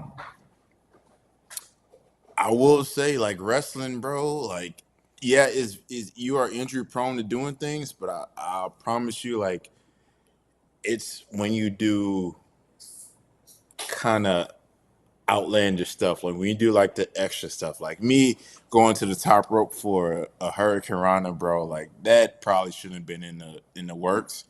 And I redirected it. Like, my doctor thinks is when I jumped to the top is when I tore it, and then when I landed, that's when whatever. But bro, I got faith in you. Like, I can see whatever age you want to start, bro. Like, I'm pretty sure, like, oh boy, say 53. I know you ain't Nah, I'm 53, not. bro. Nah, I'm not the 53. Cut out however old you're, bro. Like, Nah, I'm not. I feel like you can do it, bro. Because even like if people know that you aren't a wrestler, that style works in wrestling, because it's like you're not supposed to be here, but you know what you know, which is fighting, and it could be like, yo, like Cena don't wrestle like somebody who know how to wrestle, bro. Yeah. He Not, throw them wild ass punches, bro. Like, but see, that's my thing. That's my thing, right? Even though I know I'm not a wrestler, but I want to learn how to be a wrestler. You get what do I'm it, bro. saying? I think it might be a good. It might be a good, instead of like being like, hey, I'm gonna go to the gym. Just go and train, bro. Like, I really feel that's a. I mean, wrestling training in itself is tough, bro. You Oh, I can't know. replicate. Like, I've seen football players, athletes, like at their tryouts, and I'm just kind of like, bro, I used to look up to you, dog. Like, Hmm. you bad on the field with your footwork, but in the ring, like, it ain't there. Hmm. I would say, bro, at least just use wrestling as like a workout thing, like, and just see like if it pops up, because you can be like, hey, like I could have a 2 minute match. A 2 minutes is a long time to have a match, bro. Like, I like, now you got me on this hill to where it's like you can have a match, bro. And Yeah, I I know mean, the I person. seen. Yeah, I know the person you could have a match with, bro. You know what? It would be so dope to have this podcast and like on your shoulder the Ashe World Heavyweight Championship, bro. Just think about that, bro. Imagine like the boost that you get to y'all show, bro. yeah. No, Imagine the boost. I told you, like me and my bro was talking about it. Like, we just because of the love of professional wrestling, we came up with, because we ain't announce it yet, but we threw out stuff here and there. So we started this AI wrestling promotion that's based off of our podcast, right? So as you see in the intro, that's me and my bro holding the tag Oh, that. titles. I Yeah, thought that. yeah, I thought I was like, is that AI? Or is that yeah, I'm old at this point. I'm like, I think everything on the internet is real. So yeah. Nah, that's AI, but that's me and my bro holding the tag titles. So we based our whole podcast off of like being a wrestling promotion. We got announcers. Like you're gonna see more of it when the interview's over. You're gonna see more of what we did or whatever. And we got our own wrestling characters and stuff like that. I write the stories and the promos for them. And so like, it's there because I know like I can write. I know I could write a promo. hold up. All right, you might want to cut this out, but I'm gonna be like, hey, yo, you can write, bro. Like I will pay you to write some promos from you, bro. Nah, Cut I the shit could out. I could write, Cut bro. that part out, bro. Yeah. If cause like I told you I did music, so like if you all the AI characters that you see on our podcast, I've written everything for them. All I had to do was just of course I got to correct the grammar and stuff like that. Yeah. So I'll put it in a different program and correct the grammar, but overall I've written everything. I told the AI exactly what to say and how to say it. And if they say it wrong, I go back and make them say it until it's right. You know what I'm saying? And Feel and it. and it came out so far. It's doing good. Like people are like interested. So we're gonna try to Yeah. see how far we can take it. But yeah, man, I'm definitely a pretty dope writer. You know what I'm saying? I'm not trying What's to the pat name of that myself on the promotion back. you were saying? Huh? What's the name? You say like it's a promotion the AI promotion that y'all started? Yeah, That you it's started? called Ring Ropes and Turnbuckles, named after our podcast. Yeah, so Okay. we didn't officially put it out there just yet. We just put little promos of the characters that we made and the stories that we're creating with it and things like that. We got our own little women's division. We got our own character. Like we really put a lot of thought into it, and Yeah. it looks really cool, and hopefully, as AI advances itself, we can get like a real good match, put it together. Right now you can only do but so much, Yeah, I depending on see what pro. out there. Mhm. It's like Yeah, it would be some glitches. yeah. Uh, Mhm. could I stop you just for a second? Because I would be messed up, and I know like she would if she was to see this, she would be like, bro, what the fuck? Uh, we was talking about our shit. We was talking about all the men's wrestlers and shit. Mhm. Uh, I gotta give props to my girl Charity, bro, who started down here in Texas. She started at Books too. Mhm. She really wasn't Charity getting King. much. Yeah, Mhm. much run. Then she came to the Houston Premier Wrestling Academy, and then started like doing stuff with New Texas. And her and Danny B was a thing at that point. Like, and man, I swear, like I feel like allegedly I heard that like Jordan Grace was like, "Yo, like what's the deal with y'all or whatever." And I don't know what happened to Danny B. Um, much love to her. I love her. I love her. Uh, that's one of the homies as well. I didn't ask about her wrestling thing, although I saw some stuff, but like she's always been nice to me and always cool to me, receptive of anything I ever told her. But to see how Charity became, how she went from, it's not me saying this, how she went from people looking at that as she was the Marty Jannetty to top bitch right now, and how she carries that has to be spoken to. And like, I can't like, because I've witnessed this. I can't like see that going and just not give it props right now, like to where, Mhm. all right, cool, yo, she one of them ones, and like you may like look at it and see like she's short, but like her status, she's like Tupac. Or they say like you like she's like Shawn Michaels, because Regal told me Shawn Michaels is, well, he didn't say his legit size, but he was like for whatever we'll say he said Shawn Michaels was 5'6", but he had the aura of a dude who was 6'7", and that's Charity. Like Charity got the aura of somebody who's 6'4", and would be in the ring like Mark Henry, like, yo, I got this. So like I just want to like have a segment out to like give props to Charity and like the growth that she's had, because most people like that, when you're attached to somebody else and somebody else's future determines your future, and they kind of like go off to other pastures, most people they'll just be like, yo, like okay, that's it for me. And she took that and she killing it right now. Oh And yeah. I'm happy to see, like, there was some shows, like I popped up at a Battle Club show and she was like in the line to get her blood work, and she was like, hey, what's up? And I'm like, I didn't know your ass was here. Like, what's up? What's up? So I gotta give Charity her props on this, like her flowers on this. So granted, like I know she get it everywhere, but I had to give like flowers to some of our like women who out here doing what we doing. Yeah, man. Charity King is dope. And not for nothing, she is Nigerian. So we Yep. are we all built different. You know what I'm You saying? Nigerian? Not You Nigerian? yeah. Oh hell. All right, cool. That's what's up. I ain't gonna say like I did the whole spit test and everything, like thinking I was something, but that your boy Nigerian too. So like I feel That's like the what's up. Nigerians are the ones taking over. That's what's Femi up. that we Over, you know what I'm saying, making us look real good, man. Not what's the Nigerian giant too?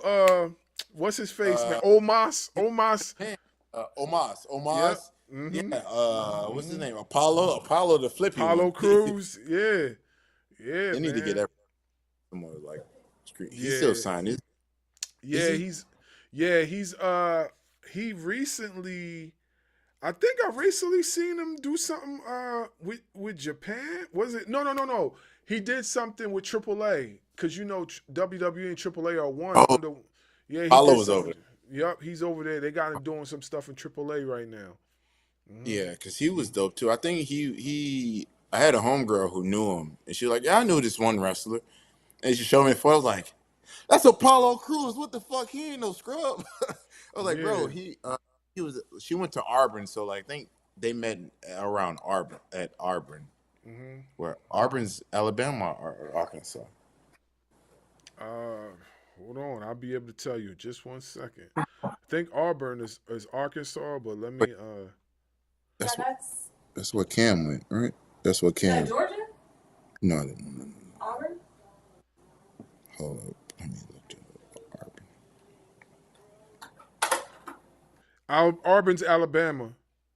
Okay, so Alabama. So yeah, I Yep. said, damn. So Alabama be having all the dope black people, bro.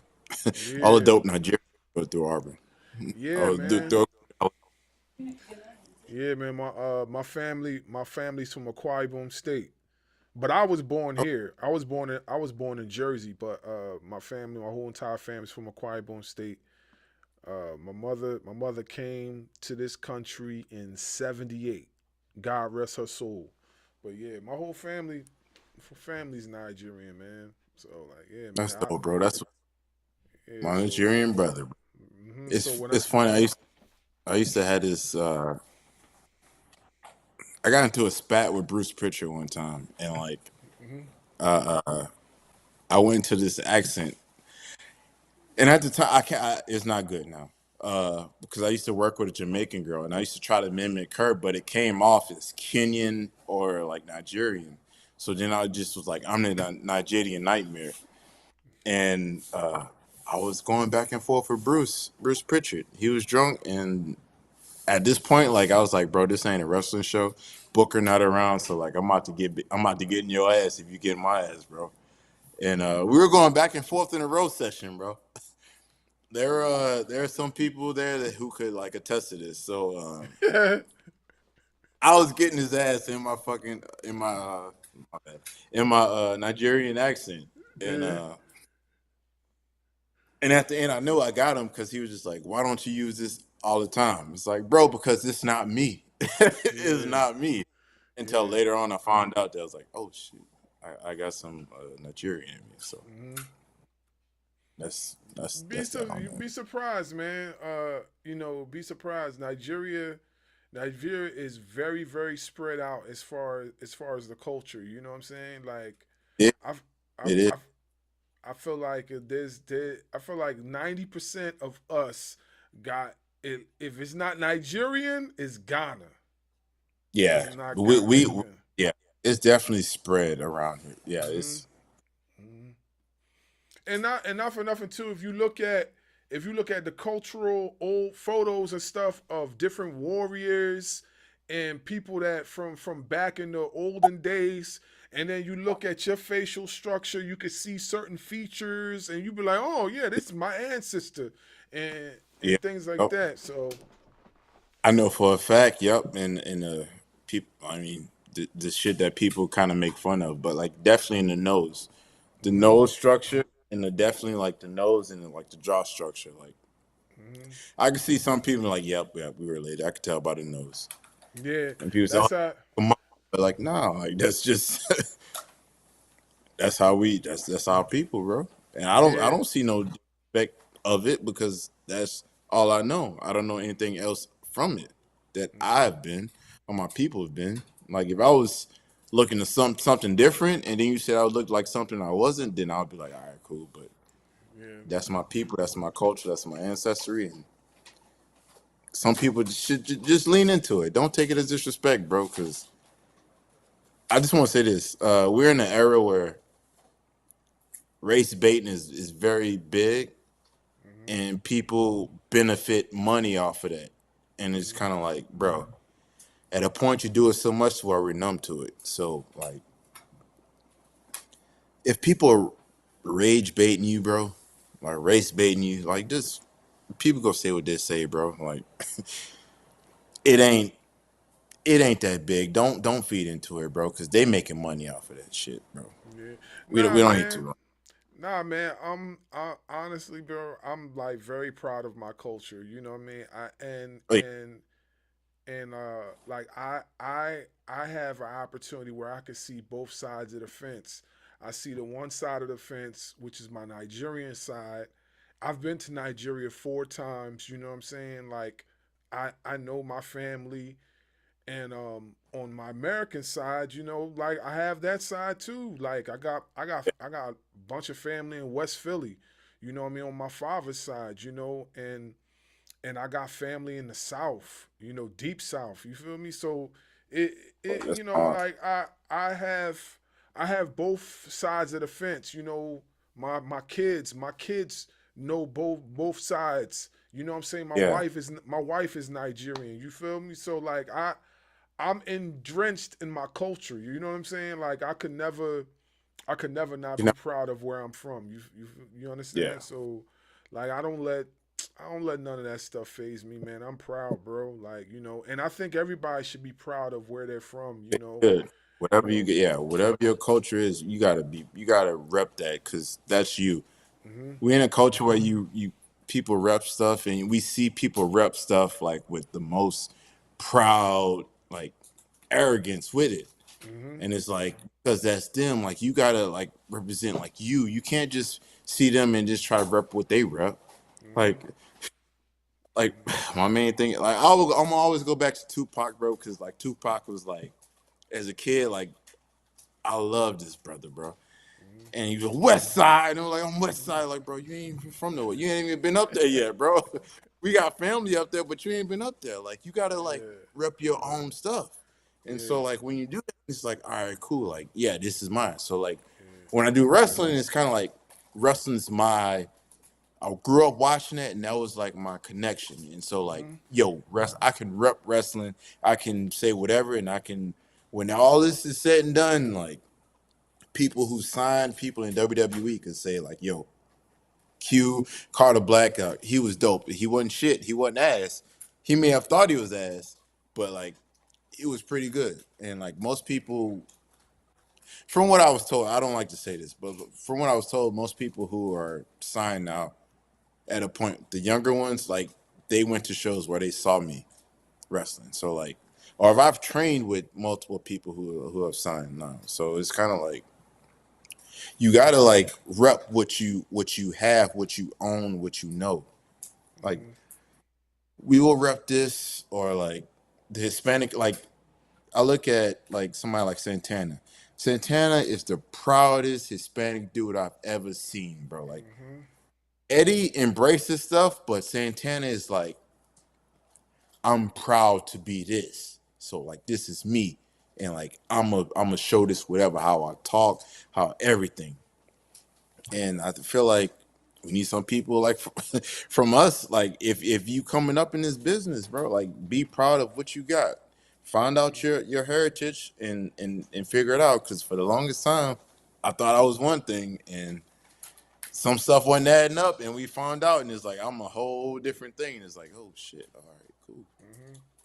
So just Nah, own what you. you're absolutely right, man. Like I said, like it was just fear that really kept me from not going full throttle and pursuing it, because I had multiple opportunities to do it, but it just was fear, but God, if God so be it, and God say, hey, this is, with the podcast, this is an opportunity for you to link with some people and possibly, get something done just for the podcast, I would do it in a heartbeat. I'm not afraid of that. Like, I like challenges, you know what I'm saying? Like, I've That's been what's able to conquer every single challenge I have. Like, outside of this, one of my hardest challenges that I conquered was me being a counselor. Now I counsel, I substance abuse counsel. So it's like, you know what I mean? yeah. And not for nothing, that's a hard job in itself, because I respect that. Yeah, that's a.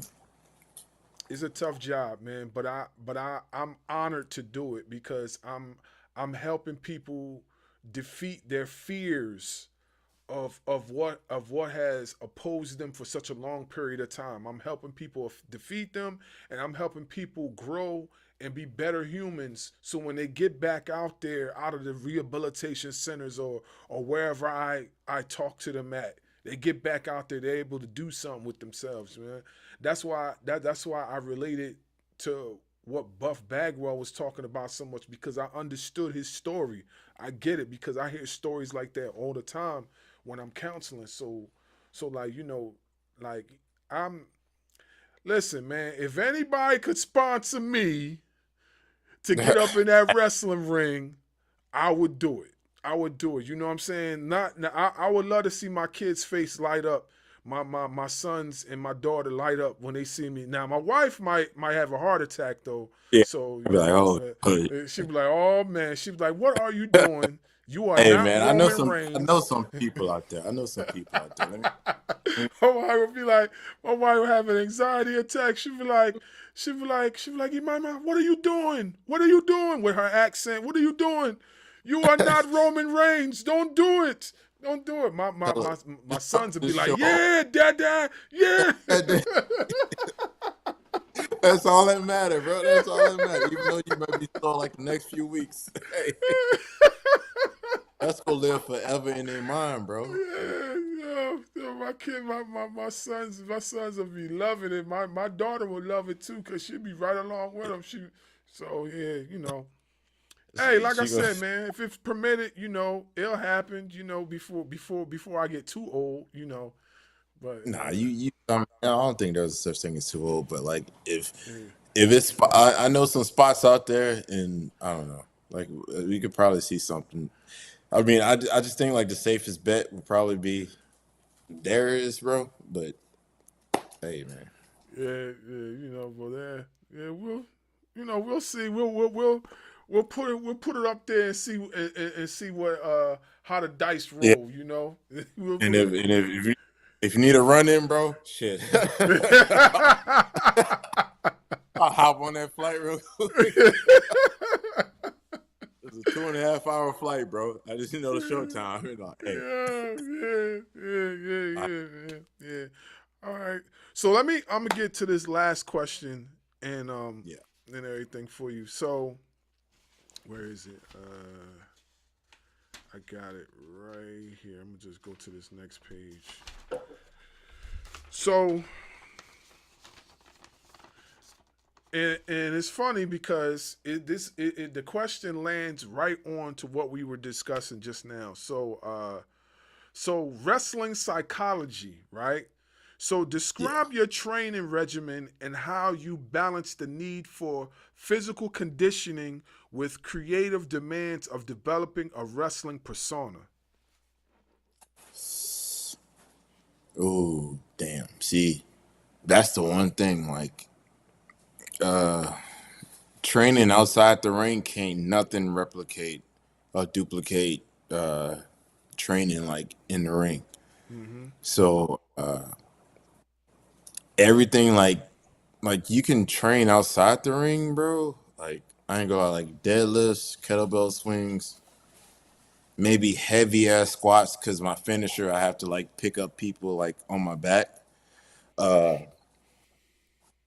But it has to be like everything like training wise has to be like in the ring to deal with what like I have to do. Even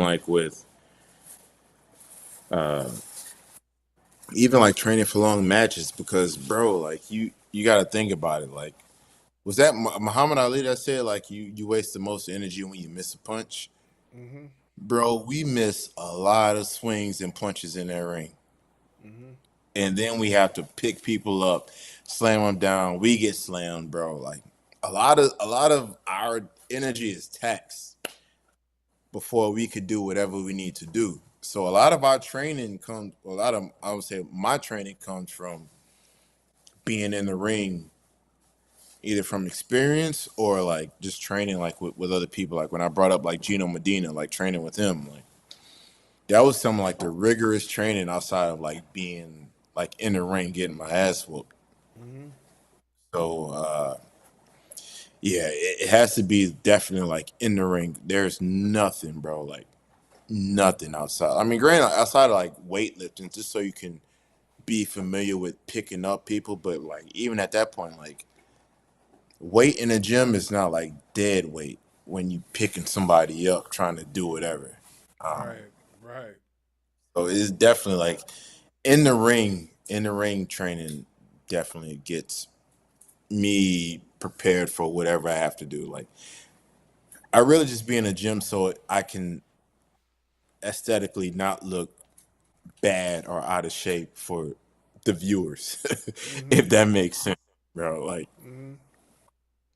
Nah, it makes perfectly good sense, Like I yeah, and I've like the gym is very important, whether you yeah, wrestle or not. Just keeping your body in a certain type of condition just so you could be able to be mobile and move is very important. I can bro, attest to that because I'm in the gym at least 3 times out of the week. yeah, I can't say that my I do the same type of lifting like I used to, because I used to lift real heavy, like with the deadlifts and my benching and stuff like that. If I trained to get back into that type of mode as far as strength, I probably could, because I used to be able to lift a lot, deadlift a lot. Like my deadlift was like 600. Like, and damn, that's yeah, no you got lie. I could show you the bro. video. I could. My deadlift was like Pop 600. it up right here. Yeah, nah, I definitely, man. When we done, I'll send you the video in the DMs. I'll show you, like, and people were like, "Damn, like you was able to do that." I was like, and I did it with ease too. And deadlifts was one of my favorite workouts. It's probably the reason Yeah, why my back is the way it is now. But it's one of like the most superior like lifts hmm that hmm they yeah. So like I love working out. Like especially when I hoop and play ball. So I love Oh, doing you that hoop stuff. too? Oh, I know that, yeah. Yeah, I that's mean that. that might be like the next closest thing to I'm not gonna lie, like that can help with like wrestling. Like if you hoop, because it's kind of like the same with the short sprinting and cutting in or whatever. Because hmm that might be like the next thing. I say like nothing in the gym, but like if you were like hooping, that might be like the next closest thing that could get you in shape for wrestling. Yeah, like I play in a 40 and up league. You know what I'm saying? We Yep. play, so like I definitely be trying to get it in as much as possible. Just basketball wise, just to keep the cardio. Even if I don't lift no weights that day, just cardio wise and stamina, just able to keep running the floor, doing the suicides and whatnot. Yeah. So Oh, I used to hate suicides, bro. yeah, yeah, yeah. Suicides was rough, man. Yeah, but yeah. So I appreciate you so much, man. Like I said, Nope. man, like the experience just having you on this show was just super dope. Man, bro, like you was real cool brother, bro. Like honestly, man. And like I kind of figured that, you know what I mean?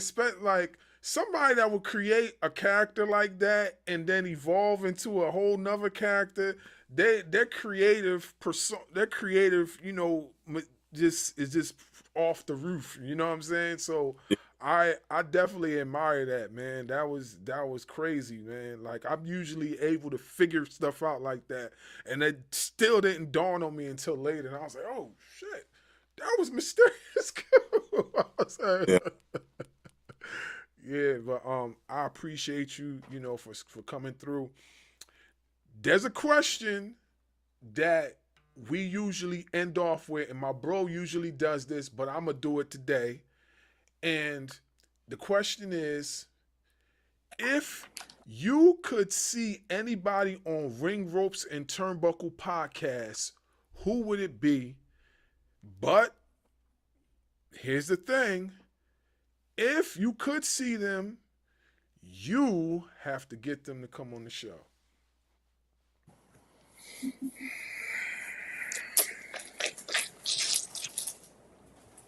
Before I answer this, did somebody say my name before y'all reached out? I don't know, because I don't know. Like my boy kind of does the emailing. Most of the time I do some too, but he kind of does the emailing a lot. And so like I don't know, but most likely somebody probably did. It would be somebody I would have to get on. Easy. Brian Keith. Really? Brian Oh, Keith, yeah. oh, most definitely, most Yeah, definitely. Brian Keith. Most definitely, yeah. Most definitely. If you could get him, like you could send his email or whatever. Like I'll definitely hit him up. I'll hit him up, or my boy will hit him up. One of us will. You know what I'm saying? And then we just mentioned, that you said to holler at him. So yeah, for sure. I would give two. Like I mean, I'm gonna give a man and then like a female. But I mean, I feel like it just goes in hand. Like I mean, Brian Keith's like obviously top male option. The female option would probably be two, but like I don't know if y'all did her already, but it would either be Charity or We've been trying to reach out to her. My hand, I lied to you not. We've been trying to reach I out to got her. you, bro. I got you. I got you. Then. I got you, bro. Yeah, I got you. I yeah, got we you. definitely been I trying to said reach Charity. out. All right, cool. I'll get on both of them, but yeah, I'll not mean like I'll get on there. I'm saying I'll get on the action of asking them in case like they saw this and like I'll get on them. No, I mean like I'll hit them up, but I can definitely hit up Charity and recommend y'all. And if there's like a message in her general, because I know how it is with female wrestlers. Hmm. They get a lot of weird ass messages, so like they kind of like it's in a general, but like I could hit her up. I could hit her up for Yeah, sure. yep, definitely, man. We definitely would appreciate that. It like, yo, that would be dope. That would be dope for real, man. If you're Yeah, able to do that, yeah. Is there yeah, no anything that problem. you would like to plug in as far as like social media? Anything you got coming up? My social medias is Carter Blaq. Just type in Carter Blaq. Like, I have, well, actually like tomorrow, but it'll be live streaming on IWTV. But if this comes out at a later date, you can still go through IWTV and look up the New Texas. I should know the name of this show. I think it's like White Christmas is the name of the show. Let me. White Elephant is the name of the show. Okay. White Elephant, the show from Austin, Texas. It's going to be live on IWTV live streaming. But if not, then like if you have a subscription to IWTV, you can look at that show or any other past shows from New Texas or any other like dope promotions that's like on that platform as well. I actually have a prescription because I got it through Roku TV. So now that you say that, now I'm gonna go watch it. I actually, cause I've watched wrestling on it before, but I haven't really watched it as of late on that platform. So now I'm gonna go back and really go in and watch it now. It's gonna be dope. Like I know I brought up like Danny O'Ryan in like the show, but Danny O'Ryan is like bro. He next out of Texas, bro. Like if anybody coming out of this is like it's him. He tagging up with Starboard Charlie from the West Coast to tag up with somebody. I mean to go against like a mystery tag team. We got Vert Vixen on the show, Vinny Massaro from West Coast, Johnny Robbie from West Coast. We got Maya World. We didn't talk about Maya World, but like Maya World's like another one for like one of us females coming up. Izzy James and like a whole lot of other people, man, coming up. So that's my plug for New Texas. Oh, definitely, man. I'm definitely going to jump on that and watch on that platform. Well, we appreciate you, bro, for tapping in with us. Please don't make it this your last time coming through. Anytime that you have something popping, you want to promote it, hit us up. You have our information, man. You are officially part of the family. So, you know what I mean? What's up, bro? That's what's up. Yeah, so I remember that. Like, if something pop up and I get signed, bro. Like, I don't act strange, bro. I remember everybody, bro. Yeah. For sure, man. We'll definitely appreciate it. So with that being said, you see him, Carter Blaq was in the building with us this evening. And that is it for today. Ring Ropes and Turnbuckle Podcast. We'll see you again. It's the Insightful One, Scott Bars, Wrestling Media, the homie Dub. We'll be back with another one. Salute.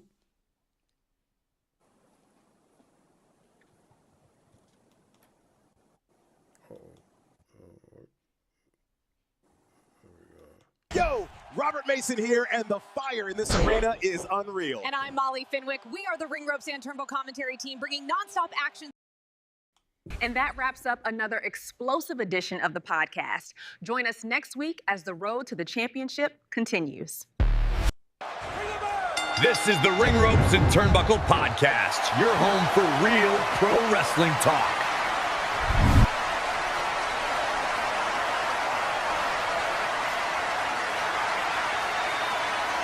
Make sure you hit that subscribe button. Yeah, we the champs. Thanks for listening. We gone.